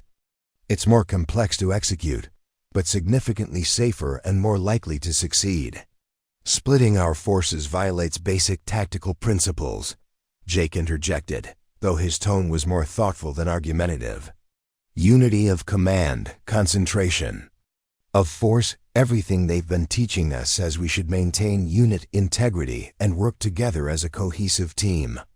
Those principles apply when you have overwhelming firepower and clear sightlines," Cassidy countered, her voice remaining calm despite the growing tension in the group. "In close quarters with limited visibility, staying together just creates a larger target for enemy forces to engage. Better to be smart than strong in this environment." The tactical debate continued for several more minutes, with squad members taking sides based on their own combat instincts and personal loyalties rather than objective analysis of the proposed strategies. Derek's plan was simpler and more aggressive, appealing to recruits who favored direct action and straightforward solutions. Cassidy's approach was more sophisticated but potentially safer, attracting those who preferred calculated risks and comprehensive planning. "We're going with my plan," Derek finally decided, asserting his official authority as squad leader despite the logical merits of the alternative proposal. "Aggressive and coordinated, all 8 of us working together as a unified team. Anyone who doesn't like the decision can discuss it with Sergeant Rodriguez after we complete the mission." The first building proceeded exactly as Derek had predicted, with overwhelming speed and aggression carrying them through the initial rooms without significant resistance. Simulated enemies were neutralized quickly as the squad moved through predetermined clearance patterns that had been drilled into them during previous training sessions. But the second building proved far more challenging than anyone had anticipated. The layout was more complex, with multiple levels and interconnected rooms that created exactly the kind of ambush opportunities Cassidy had warned about during their planning session. The squad found itself pinned down in a narrow stairwell, taking simulated casualties while struggling to advance against determined opposition. "We need to fall back and reassess our approach," Rachel called out, her voice tight with stress as paintball rounds splattered against the walls around their position. "This isn't working, and we're going to lose the entire squad if we keep pushing forward." "No retreat," Derek replied firmly, though sweat was beginning to bead on his forehead as the tactical situation deteriorated around them. "We push through and complete the mission. That's what soldiers do. They don't give up when things get difficult." What soldiers do is complete their objectives, Cassidy said, her voice cutting through the chaos with unexpected authority. And right now, we're failing because we're using the wrong approach for the tactical situation we're facing. Without waiting for permission or further discussion, she began implementing the tactical adjustments she had suggested earlier. Moving with the fluid efficiency that characterized all her actions, she directed Tommy and Rachel to provide covering fire while she and Marcus flanked the enemy position through an alternate route they had overlooked during initial planning. Maneuver worked perfectly, catching the role-playing instructors in a crossfire that ended the engagement within minutes. Enemy positions were neutralized systematically while friendly casualties remained minimal, demonstrating the effectiveness of adaptive tactics over rigid adherence to predetermined plans. Derek's face flushed with anger and embarrassment as he realized that Cassidy had essentially taken command of his squad to save them from his tactical mistakes. The contradiction between official authority and actual competence had been exposed in the most public way possible. What the hell was that? He demanded as the squad regrouped for the final building assault. I'm the squad leader here, not you. You can't just ignore the chain of command when you disagree with tactical decisions. You're absolutely right, Cassidy replied calmly, her tone carrying no hint of disrespect or challenge to his authority. You are the squad leader, and I apologize for overstepping my position. But leaders who let their egos prevent them from adapting to changing circumstances get people killed, and I wasn't willing to let that happen to this squad. The comment stung because it was accurate, and everyone in the squad understood the truth of what she had said. Derek's rigid adherence to his original plan had nearly resulted in complete mission failure, while Cassidy's tactical adjustments had salvaged the situation and demonstrated superior understanding of combat dynamics. Sergeant Rodriguez had observed the entire exchange from his position in the control booth, his experienced eye noting details that the recruits themselves might have missed. Leadership dynamics were a crucial component of military training, and the tensions developing within Derek's squad were providing valuable lessons about the difference between appointed authority and earned respect. Interesting tactical problem solving, Rodriguez commented to his assistant instructor as they watched the squad prepare for their final assault. Recruit Rivers understands urban combat principles better than some junior officers I've worked with, but she's also learning valuable lessons about military hierarchy and the importance of working within established command structures. The final building presented the most complex challenge yet, a three-story structure with hostages on multiple floors and enemy positions that required perfect coordination to neutralize without causing civilian casualties. Success would demand everything they had learned about teamwork, tactical thinking, and adaptive leadership. All right, Derek said, his voice lacking its earlier confidence as he studied the building layout. Cassidy, what's your assessment of the tactical situation? I want your honest evaluation before we proceed. The question represented a significant shift in dynamics, acknowledging her tactical competence while maintaining his official leadership position. It was a compromise that allowed both authority and expertise to coexist in service of mission. Success. Cassidy studied the building for several moments before outlining a plan that incorporated lessons learned from their earlier failures, while building on their demonstrated capabilities. The approach was sophisticated enough to challenge experienced soldiers, requiring precise timing and flawless execution across multiple simultaneous actions. It's more complex than anything we've attempted so far, she admitted honestly. But the tactical situation demands sophistication if we want to succeed without taking unnecessary casualties or failing to rescue the hostages. Derek nodded thoughtfully, recognizing that his earlier approach had been inadequate for the challenges they were facing. Then that's what we'll do. Everyone clear on their assignments and timing? The final assault proceeded flawlessly, with each team member executing their portion of the plan with precision that would have impressed professional soldiers. Enemy positions were neutralized while hostages were rescued without casualties, and the entire building was cleared ahead of the allocated time limit. Outstanding execution, Sergeant Rodriguez announced as the exercise concluded.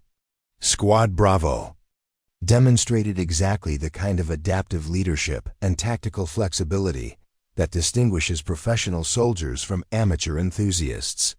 His praise was directed toward the entire squad, but the underlying message was clear: effective. Military leadership required more than just appointed authority.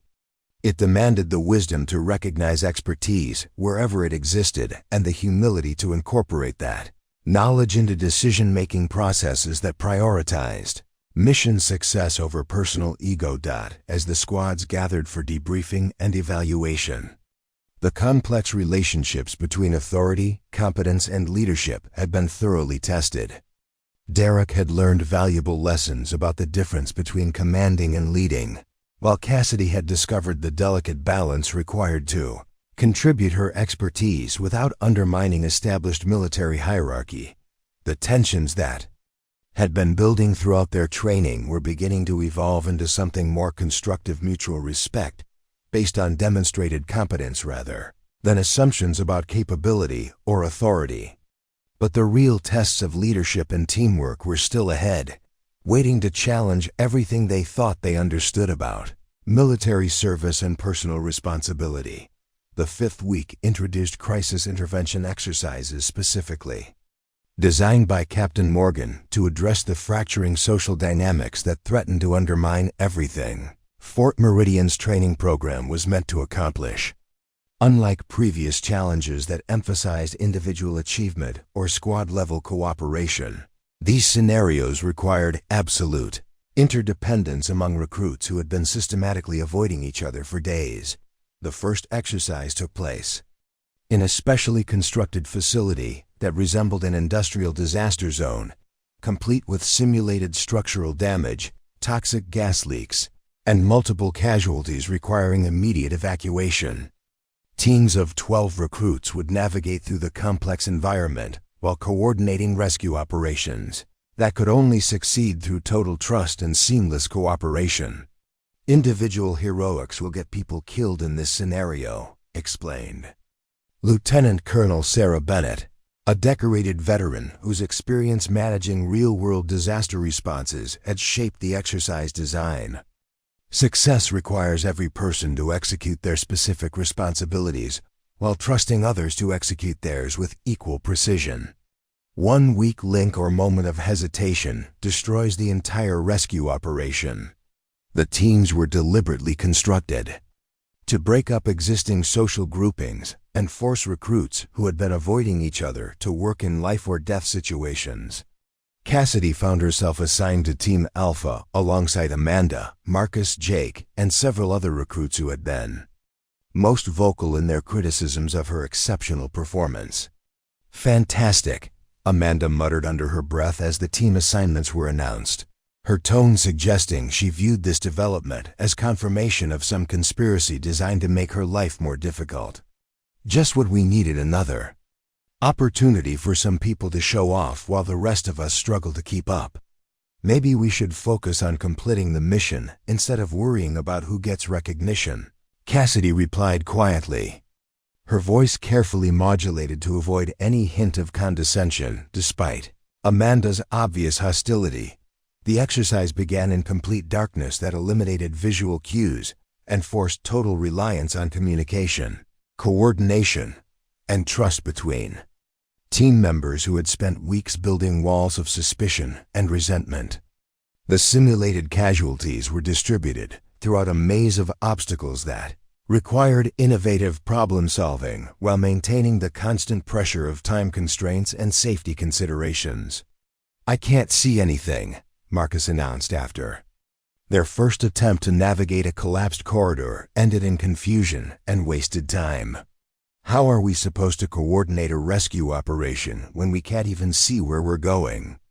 "Sound travels differently in confined spaces," Cassidy said, her voice emerging from the darkness with the calm confidence that had become her trademark.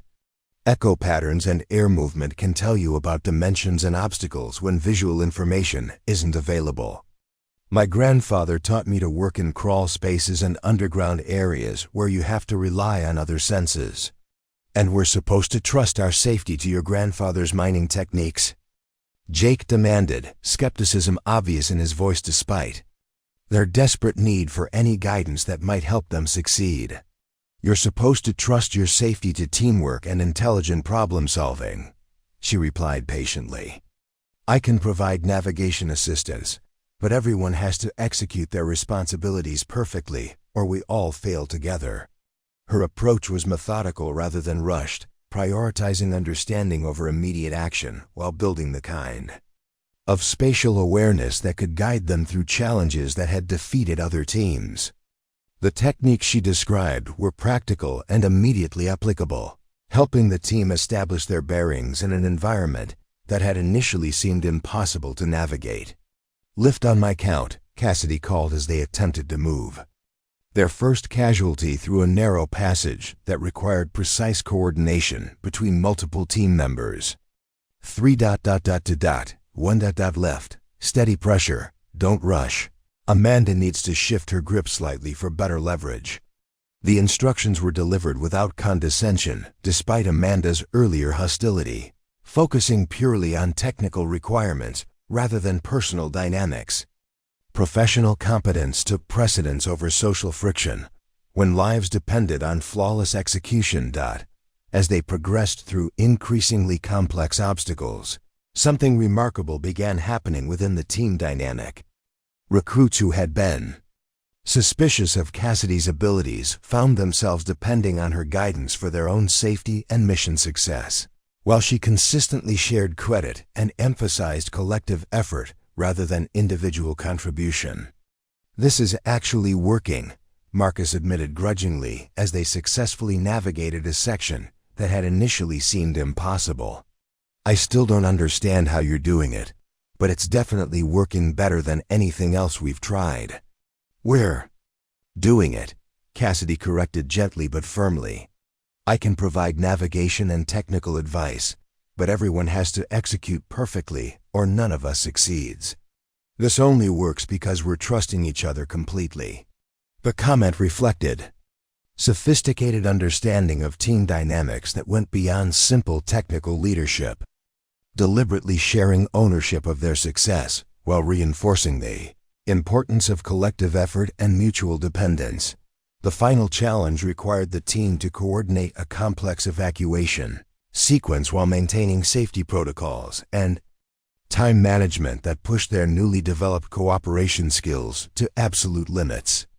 Success demanded perfect communication between team members working in different areas, while maintaining constant awareness of changing conditions that could affect everyone's safety. Gas leak in Section C, Amanda called out as she monitored environmental conditions while others worked on casualty extraction. We need to adjust our timeline and evacuation route to avoid exposure. Copy that, Cassidy responded immediately, already recalculating their approach to accommodate the new information. Jake, can you and Tommy handle the casualty while Marcus and I reroute through the alternate passage? The coordination was seamless and professional, with each team member contributing specialized knowledge, while maintaining awareness of how their individual actions affected overall mission success. The antagonism and suspicion that had characterized their interactions for weeks had been replaced by the kind of functional cooperation that military training was designed to develop when emergency lighting finally activated to signal exercise completion. They discovered they had achieved one of the fastest successful evacuation times in the facility's operational history. More importantly, they had accomplished this success through genuine teamwork that incorporated everyone's strengths while compensating for individual limitations. Outstanding performance, Lieutenant Colonel Bennett announced as the team gathered for immediate debriefing. That level of coordination in zero visibility conditions requires exceptional communication and absolute trust between team members. You functioned like a unit that had been training together for months, rather than people who were working together for the first time. The praise was genuine and well-deserved, but its impact went beyond simple recognition of achievement. Team members who had begun the exercise with mutual suspicion now looked at each other with newfound respect and understanding about what could be accomplished through collaborative effort. "I owe you an apology," Amanda said quietly to Cassidy as they prepared to move to the next training area, her voice lacking any trace of the hostility that had characterized their previous interactions. "I've been so focused on finding reasons to discredit your performance that I never bothered learning what you could teach the rest of us. That was wrong and counterproductive. Everyone brings different strengths to the team," Cassidy replied diplomatically, her gracious response helping to cement the changing dynamics within the group. "What matters is figuring out how to combine all of them effectively to accomplish missions that none of us could handle individually." The second crisis exercise took place in a simulated combat zone where teams had to establish and maintain communication networks while coordinating supply deliveries under enemy fire. The challenge eliminated individual combat skills as determining factors, instead requiring the kind of logistical coordination and mutual support that characterized real military operations. Tommy found himself designated as the primary communications operator, a responsibility that placed him at the center of all coordination efforts while testing his ability to remain calm under extreme pressure. His quiet competence and steady nerves proved ideal for the role, demonstrating capabilities that hadn't been obvious during previous individual-focused exercises. "Base station to all units. We have incoming supply drop in grid square 77 Alpha," he announced over the radio network, his voice calm and professional despite the simulated artillery explosions that added stress and confusion to their operational environment. "Coordinate pickup and distribution according to predetermined priorities." The exercise required constant adaptation as changing tactical situations forced teams to modify their plans while maintaining essential supply operations. Success depended on intelligent delegation and trust between team members whose individual specializations were crucial for collective effectiveness.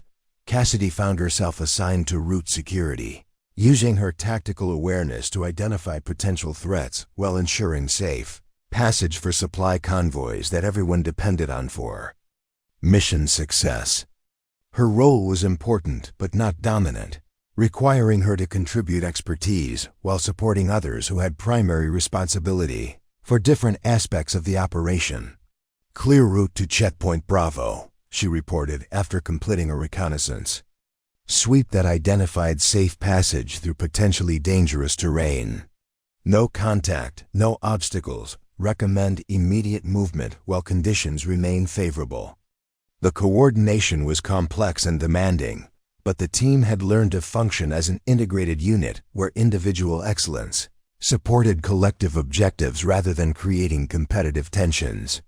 The transformation from competing individuals to collaborative team was becoming increasingly obvious with each successful challenge. Dr. Williams observed these exercises from concealed positions, documenting behavioral changes that reflected fundamental shifts in group dynamics and interpersonal relationships. The crisis intervention approach was clearly working, transforming competitive rivalry into productive cooperation while maintaining individual motivation and performance standards. "Significant improvement in unit cohesion," she noted in her updated evaluation report. "Shared challenges requiring absolute interdependence have successfully redirected competitive energy into collaborative channels. Recommend continuing this approach while gradually reintroducing individual achievement components to ensure balanced development."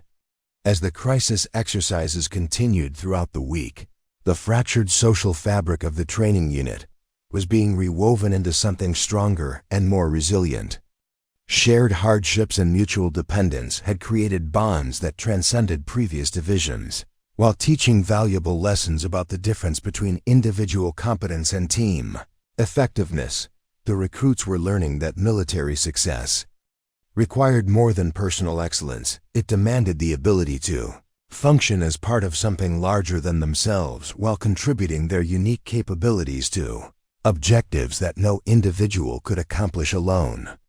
This understanding would be crucial for everything that lay ahead in their military careers, where survival and mission success would always depend on the strength of the team rather than the brilliance of any single individual. The sixth week brought advanced field operations that removed recruits from the relative comfort of base facilities and thrust them into genuine survival conditions in the Nevada wilderness.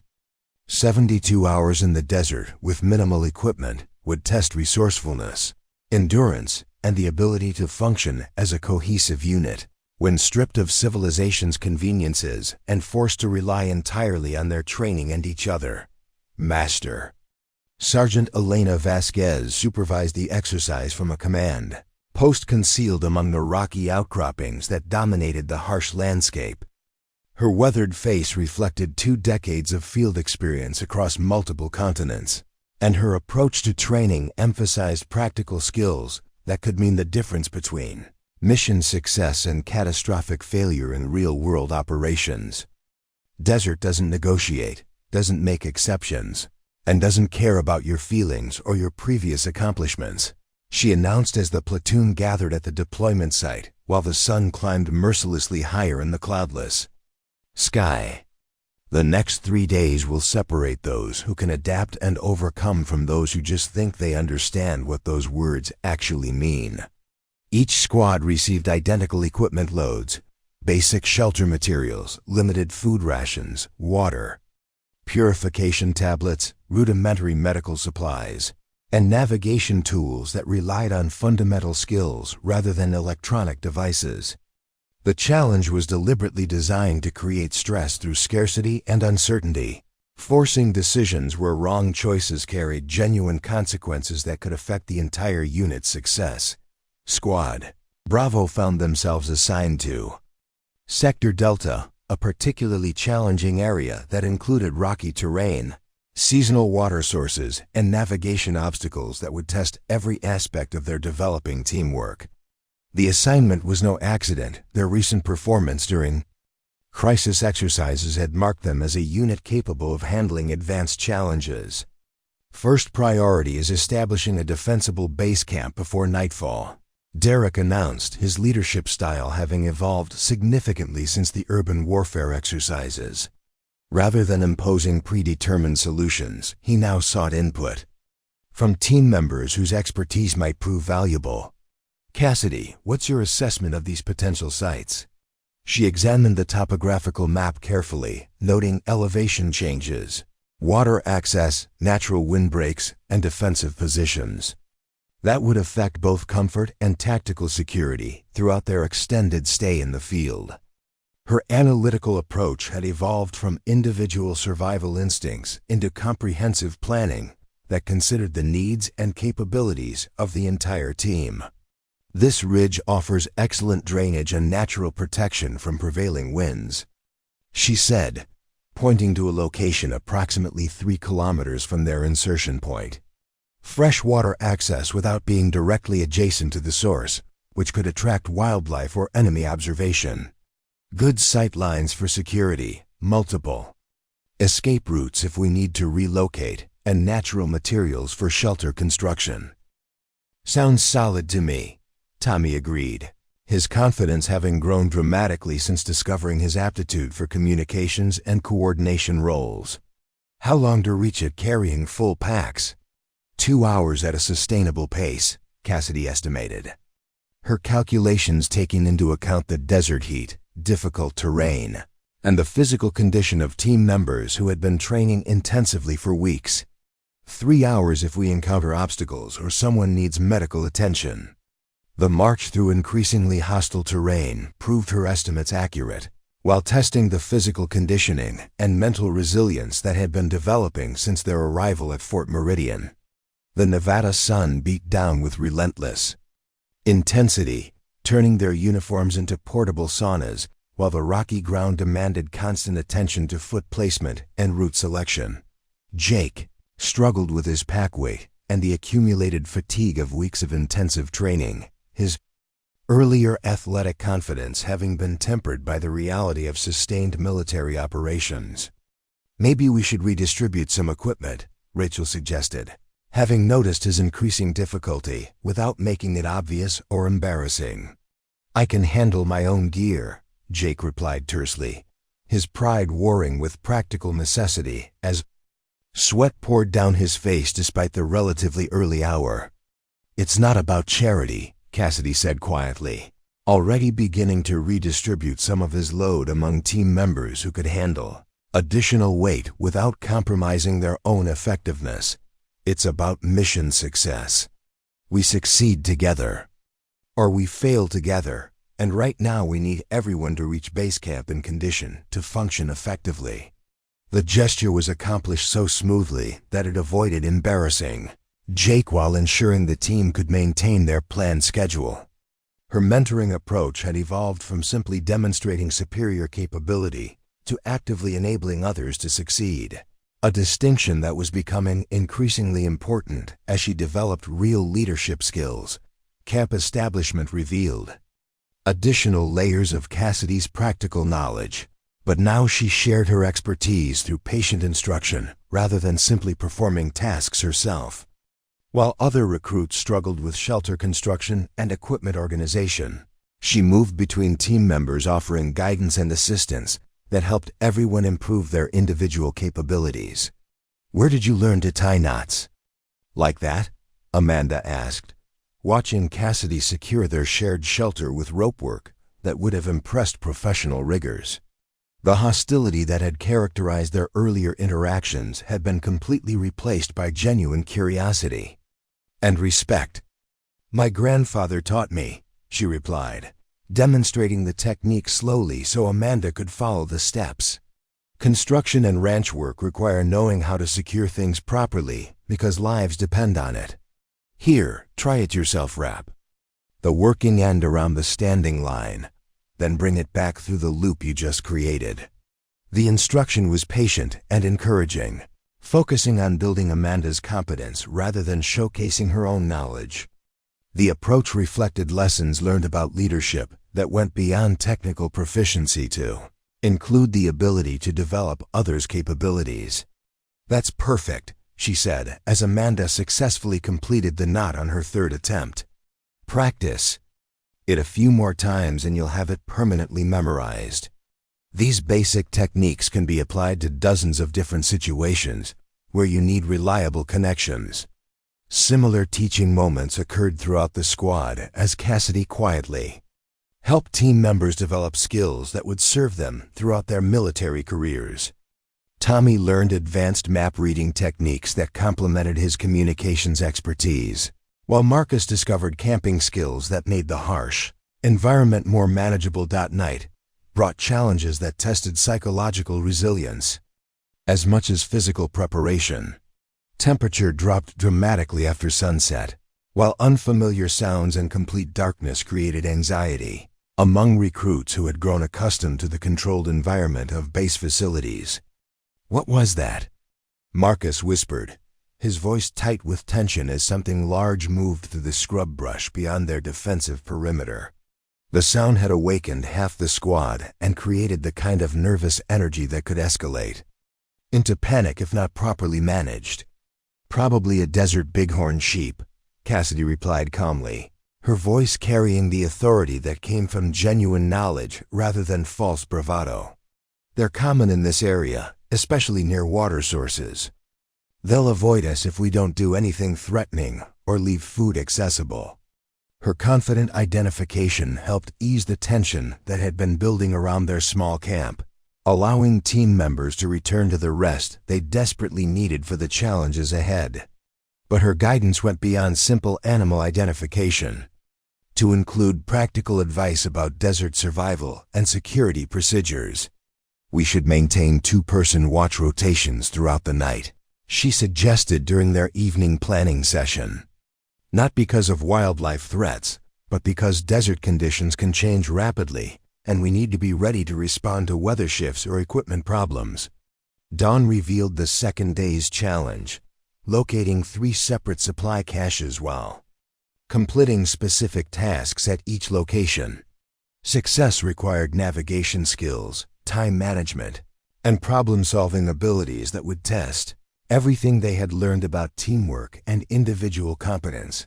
The first cache involved water, procurement and purification, testing both technical knowledge and practical application under field conditions.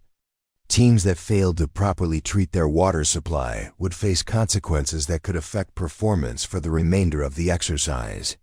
Boiling is most reliable for eliminating biological contaminants, Cassidy explained as she organized the team's approach to water treatment. Purification tablets work for most bacteria and viruses, but they don't remove physical particles or chemical contaminants.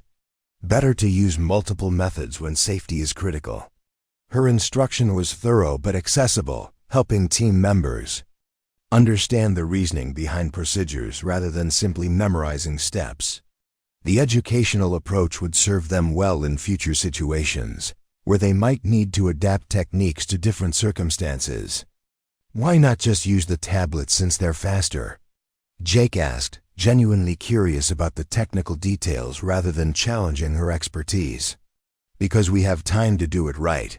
And doing it right means everyone stays healthy and mission capable. She replied, in emergency situations, you might accept higher risks for faster results. But when you have options, you choose the safest approach that accomplishes your objectives. While water treatment proceeded under her guidance, other team members worked on navigation planning for the remaining cache locations. The route required crossing difficult terrain while maintaining schedule adherence that would test both physical endurance and tactical decision-making capabilities. We're going to be cutting it close on time, Derek observed, studying the map while calculating distances and elevation changes, especially if we encounter any significant obstacles or delays along the route. There might be ways to move more efficiently without taking unnecessary risks, Cassidy replied, already considering route modifications that could save time while maintaining appropriate safety margins. If we follow this ridgeline instead of the valley floor, we get easier walking and better tactical positions, even though the distance is slightly longer. Her suggested route utilized terrain features that other squads had overlooked, demonstrating the kind of tactical thinking that went beyond basic map reading to include comprehensive understanding of how geography affected military operations. The approach would become a model for future training exercises. As the field exercise continued, Cassidy's role had evolved from exceptional individual performer to genuine team leader who elevated everyone around her.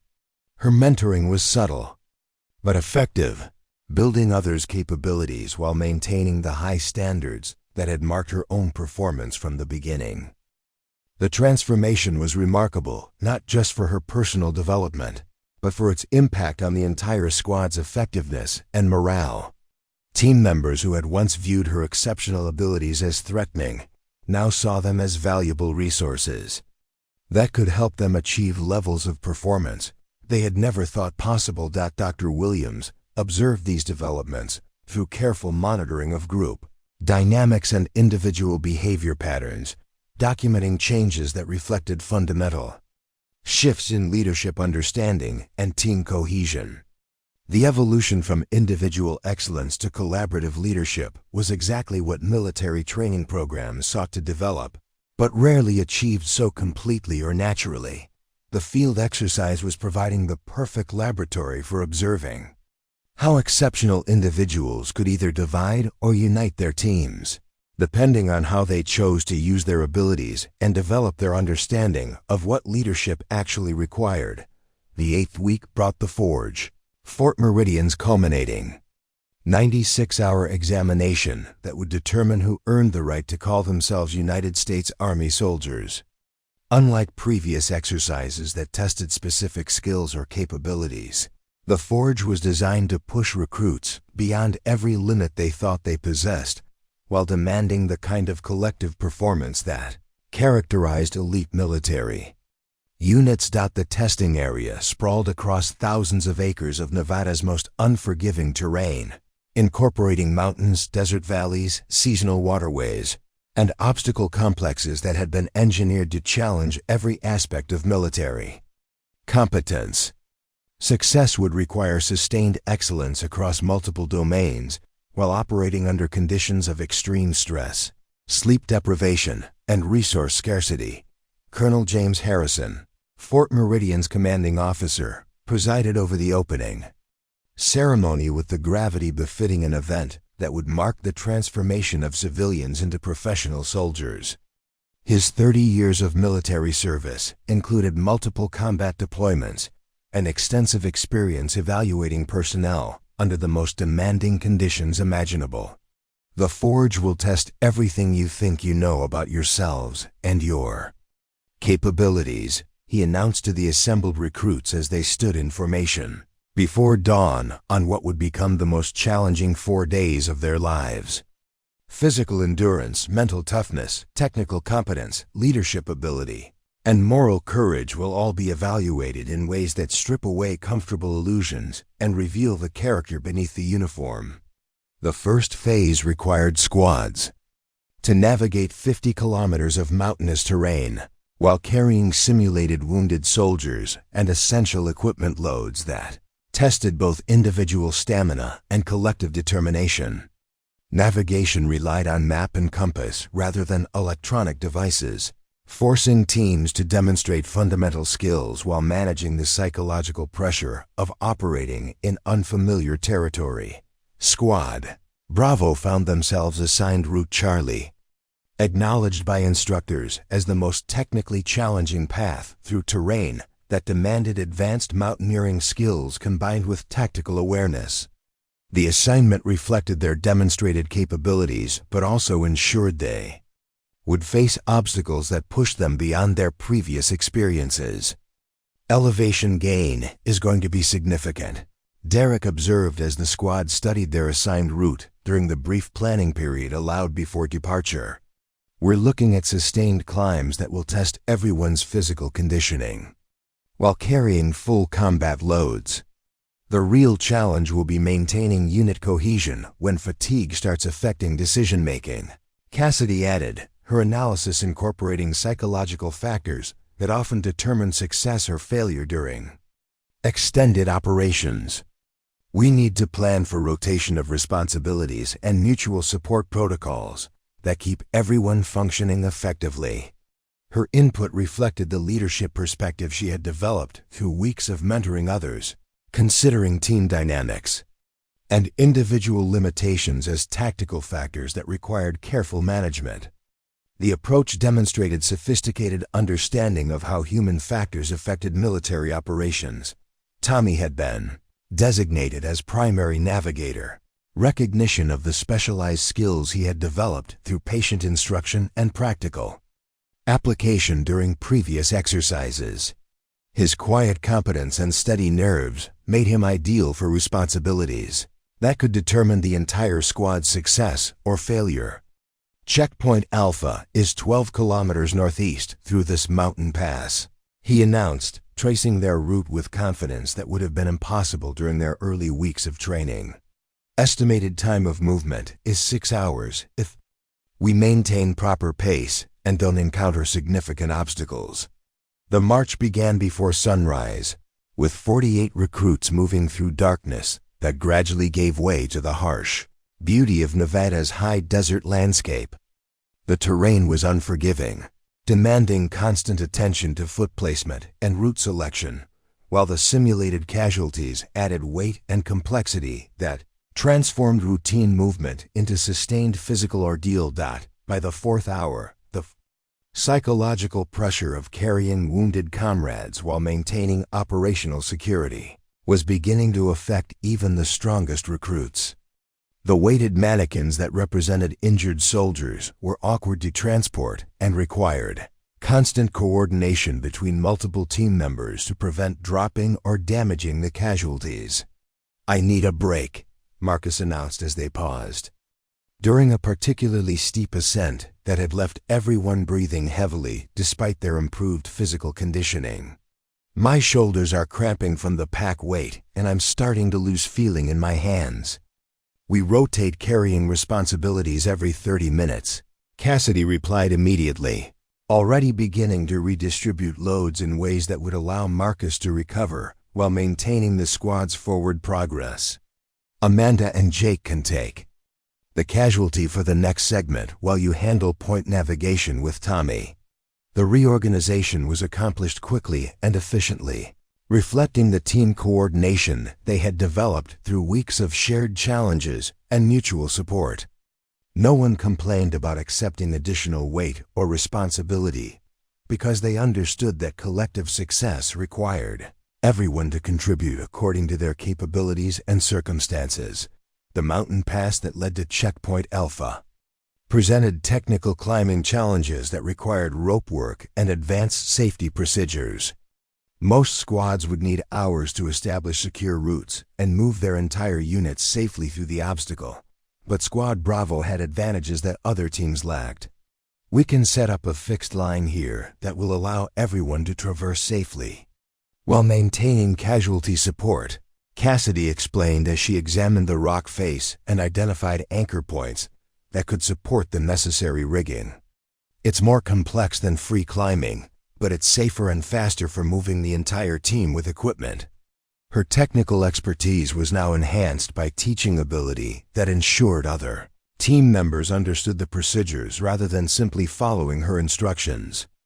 The educational approach would serve them well in future situations where they might need to replicate these techniques without her direct supervision.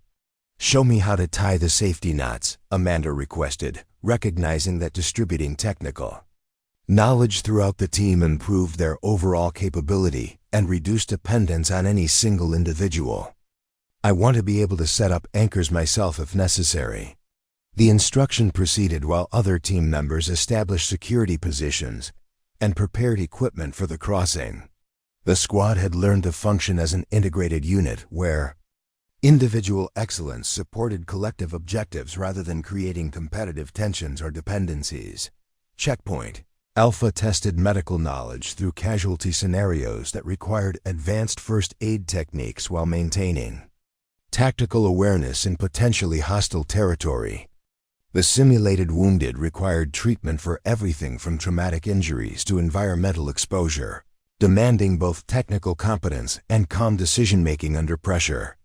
Suspected internal bleeding with possible spinal injury. Rachel diagnosed after careful examination of her assigned casualty. Treatment requires immobilization and immediate medical evacuation, but we need to maintain defensive positions in case of enemy contact. Her assessment was accurate and professionally delivered, reflecting the medical training that had been building throughout their weeks at Fort Meridian. The confidence she displayed would have been impossible during their early training, but patient instruction and practical experience had developed capabilities that surprised even her.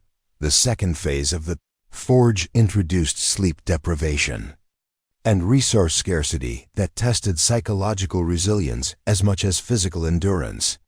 Limited food rations and minimal water supplies forced difficult decisions about resource allocation while maintaining operational effectiveness under increasingly stressful conditions. "We need to be smart about calorie distribution," Tommy observed during their brief planning session at Checkpoint Bravo. "Priority goes to whoever is carrying the heaviest loads or performing the most physically demanding tasks, but everyone needs enough nutrition to function effectively." His suggestion reflected the kind of tactical thinking that considered human factors as operational variables, requiring careful management. The approach demonstrated maturity and understanding that went far beyond his chronological age or previous military experience. Hour 48 brought the notorious Confidence Killer, a complex obstacle course that had to be completed while carrying full equipment loads and maintaining unit integrity.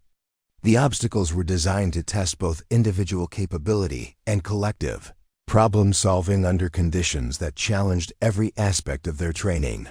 The rope traverse that opened the course stretched across a ravine that would have challenged experienced mountaineers, even without the additional complications of equipment weight and time pressure.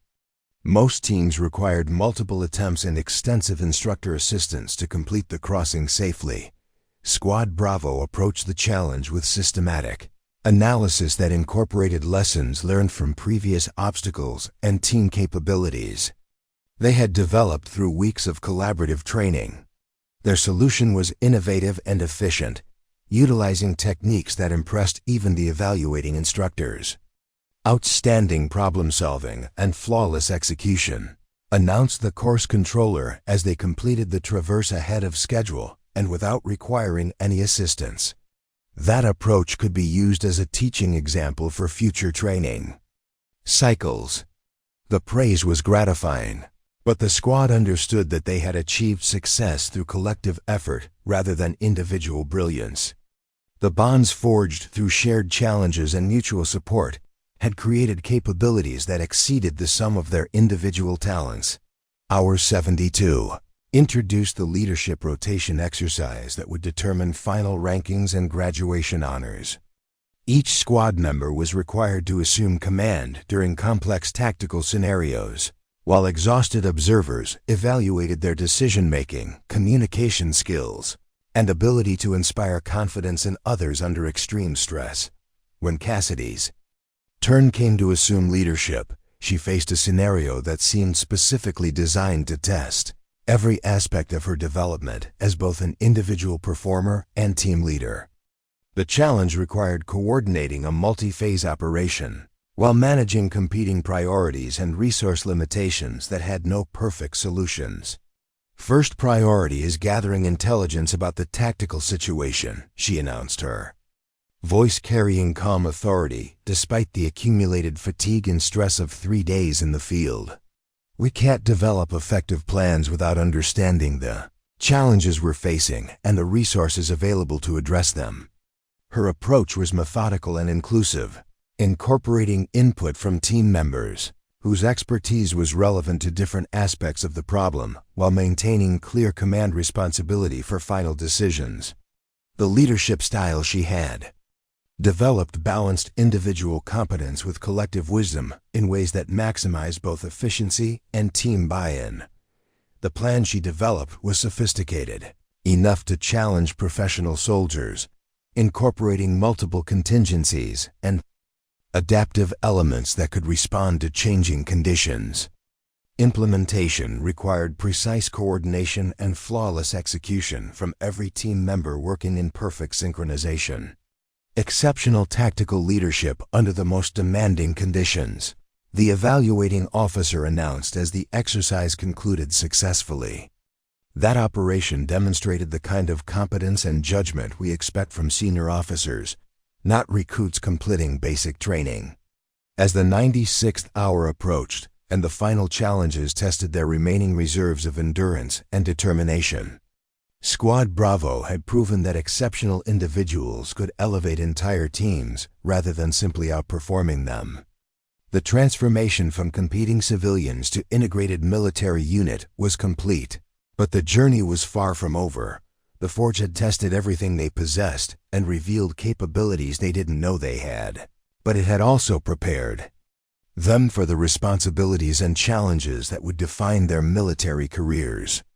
Success had been earned through collective effort, mutual support, and the kind of leadership that inspired others to exceed their own expectations while accomplishing missions that seemed impossible when attempted alone. The graduation ceremony took place at dawn on the parade ground of Fort Meridian, where 48 exhausted but triumphant recruits stood in formation wearing the dress uniforms that represented their transformation from civilians into United States Army soldiers. The Nevada sun painted the mountains in shades of gold and crimson, creating a backdrop that seemed designed specifically for this moment of achievement and new beginning. General Patricia Montgomery served as the reviewing officer, her presence adding significance to an event that would mark the conclusion of one journey and the commencement of another. Her distinguished career included command positions in multiple theaters of operation, and her reputation for identifying exceptional talent was known throughout the Army's senior leadership. Today you earn a title that generations of Americans have died to defend, she announced as the new soldiers stood at perfect attention in formation that reflected weeks of discipline and shared purpose. You join a brotherhood and sisterhood that extends back to the Continental Army and forward to whatever challenges our nation may face in an uncertain future. The ceremony proceeded with military precision that had become second nature to people who have learned to function as integrated teams rather than collections of competing individuals. Each movement was synchronized and purposeful, demonstrating the transformation that had occurred through weeks of shared hardship and collective achievement. Individual recognition followed the general ceremony, with awards and honors that acknowledged exceptional performance during training while emphasizing the collective nature of military service. The announcements were made in ascending order of significance, building toward revelations that would shape future assignments and career trajectories. The Leadership Excellence Award recognizes the recruit who demonstrated exceptional ability to inspire and develop others while maintaining the highest personal standards, General Montgomery announced, consulting notes that documented weeks of careful evaluation and observation. This year's recipient transformed not only herself but her entire unit, proving that true leadership emerges from character rather than appointment. When Cassidy's name was called, the applause that followed was genuine and enthusiastic, reflecting respect earned through consistent performance and genuine care for others' success. Squad Bravo erupted in cheers that violated military protocol but accurately represented their feelings about someone who had elevated all of them beyond what they had thought possible. But the ceremony held additional surprises that reflected the unprecedented nature of her achievements during training. General Montgomery approached her personally after the formal proceedings, carrying orders that would bypass normal assignment procedures and open opportunities typically reserved for officers or specialized personnel. "Congratulations, soldier Rivers," the general said, emphasizing the title that Cassidy had finally earned through 14 weeks of relentless effort and growth. "Your performance here has attracted attention at the highest levels of Army leadership. We have some exceptional opportunities that we'd like to discuss with you."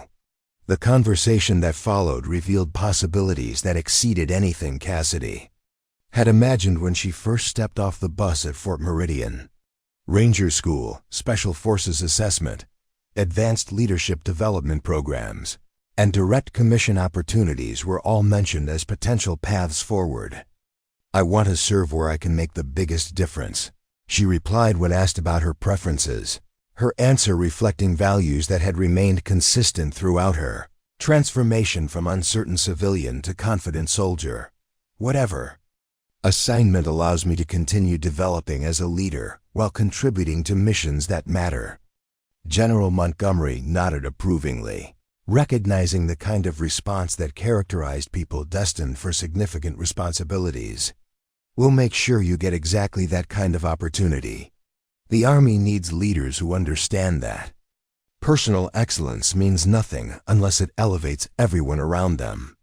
Meanwhile, the bonds formed during training were being celebrated and commemorated as new soldiers prepared to disperse to assignments that would take them across the globe. Squad Bravo gathered for informal farewell conversations that reflected the deep friendships forged through shared challenges and mutual support.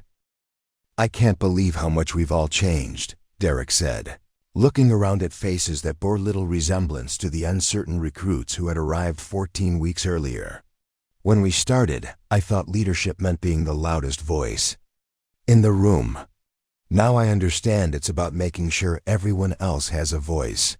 His comment reflected personal growth that extended far beyond military skills to include fundamental understanding of human nature and effective teamwork. The leadership lessons learned through trial and error would serve him well regardless of his future assignments or career trajectory. Tommy had received orders for advanced communications, training that would prepare him for specialized roles. requiring the technical expertise and steady temperament he had demonstrated throughout their shared training experience.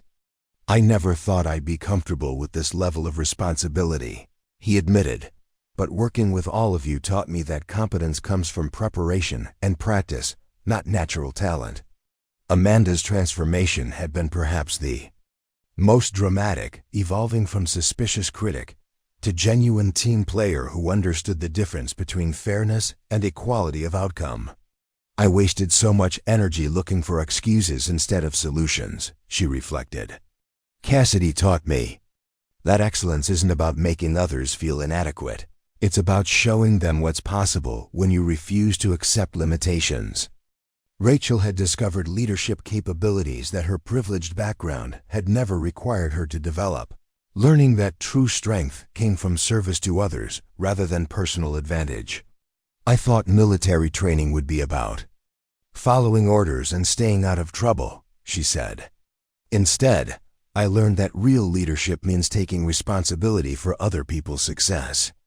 Jake's journey had included overcoming the kind of ego-driven competitiveness that could destroy team effectiveness, replacing it with understanding that individual achievement meant nothing without collective success. "Getting knocked down during combat training was the best thing that happened to me," he acknowledged. "It taught me that strength comes from knowing when to ask for help." Marcus had found his voice and his confidence through patient mentoring and genuine inclusion in team decisions that valued his contributions while helping him develop capabilities he hadn't known he possessed. "I came here thinking I wasn't good enough to be a soldier," he said. "I'm leaving knowing that being good enough isn't the goal. Getting better every day is what matters." Dr. Williams had compiled comprehensive documentation of the psychological transformation that had occurred within Squad Bravo, creating case studies that would influence future training methodologies and leadership development programs. Her final report highlighted the remarkable evolution from competitive individuals to integrated team that exceeded the sum of its parts. "The most significant finding," she wrote in her summary assessment, "is that exceptional individual performance can either divide or unite military units, depending on how it is channeled and developed. When combined with emotional intelligence and genuine commitment to others' success, extraordinary capability becomes a force multiplier that elevates entire organizations." Captain Morgan had observed every phase of their development, watching civilians transform into soldiers while learning valuable lessons about leadership selection and team building that would shape her own career trajectory. "What we witnessed with Squad Bravo represents the ideal outcome of military training," she told Colonel Harrison during their final evaluation meeting. "Individual excellence channeled into collective achievement through leadership that inspires rather than intimidates." As the ceremony concluded and new soldiers prepared for the next chapters of their military careers, the quiet woman from Wyoming had proven that size, background, and initial circumstances meant far less than character, determination, and the willingness to lift others while pursuing personal excellence. The record she had broken would stand as testament to what was possible when talent met opportunity and preparation.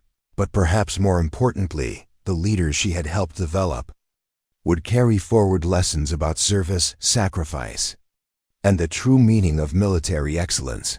Cassidy Rivers boarded the transport that would carry her to advanced training with the same quiet confidence she had displayed when first arriving at Fort Meridian, but now enhanced by understanding of leadership that went far beyond individual achievement. She had discovered that true strength lay not in outperforming others, but in creating conditions where everyone could exceed their own expectations.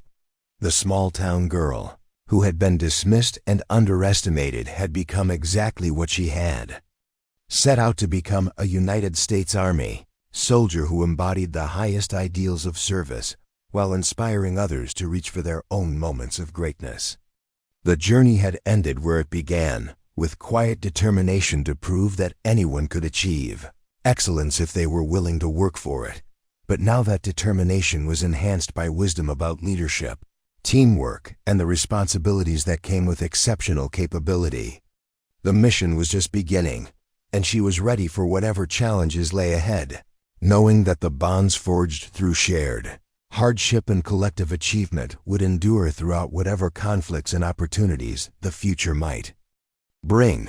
Behind her, drill sergeants were already preparing for the next cycle of training, carrying with them memories of recruits who had demonstrated that sometimes people exceed every expectation while showing others the way to their own extraordinary potential. The title of soldier had been earned, but the responsibilities it carried would last a lifetime. Up next, you've got 2 more standout stories right on your screen. If this one hit the mark, you won't want to pass these up. Just click and check them out.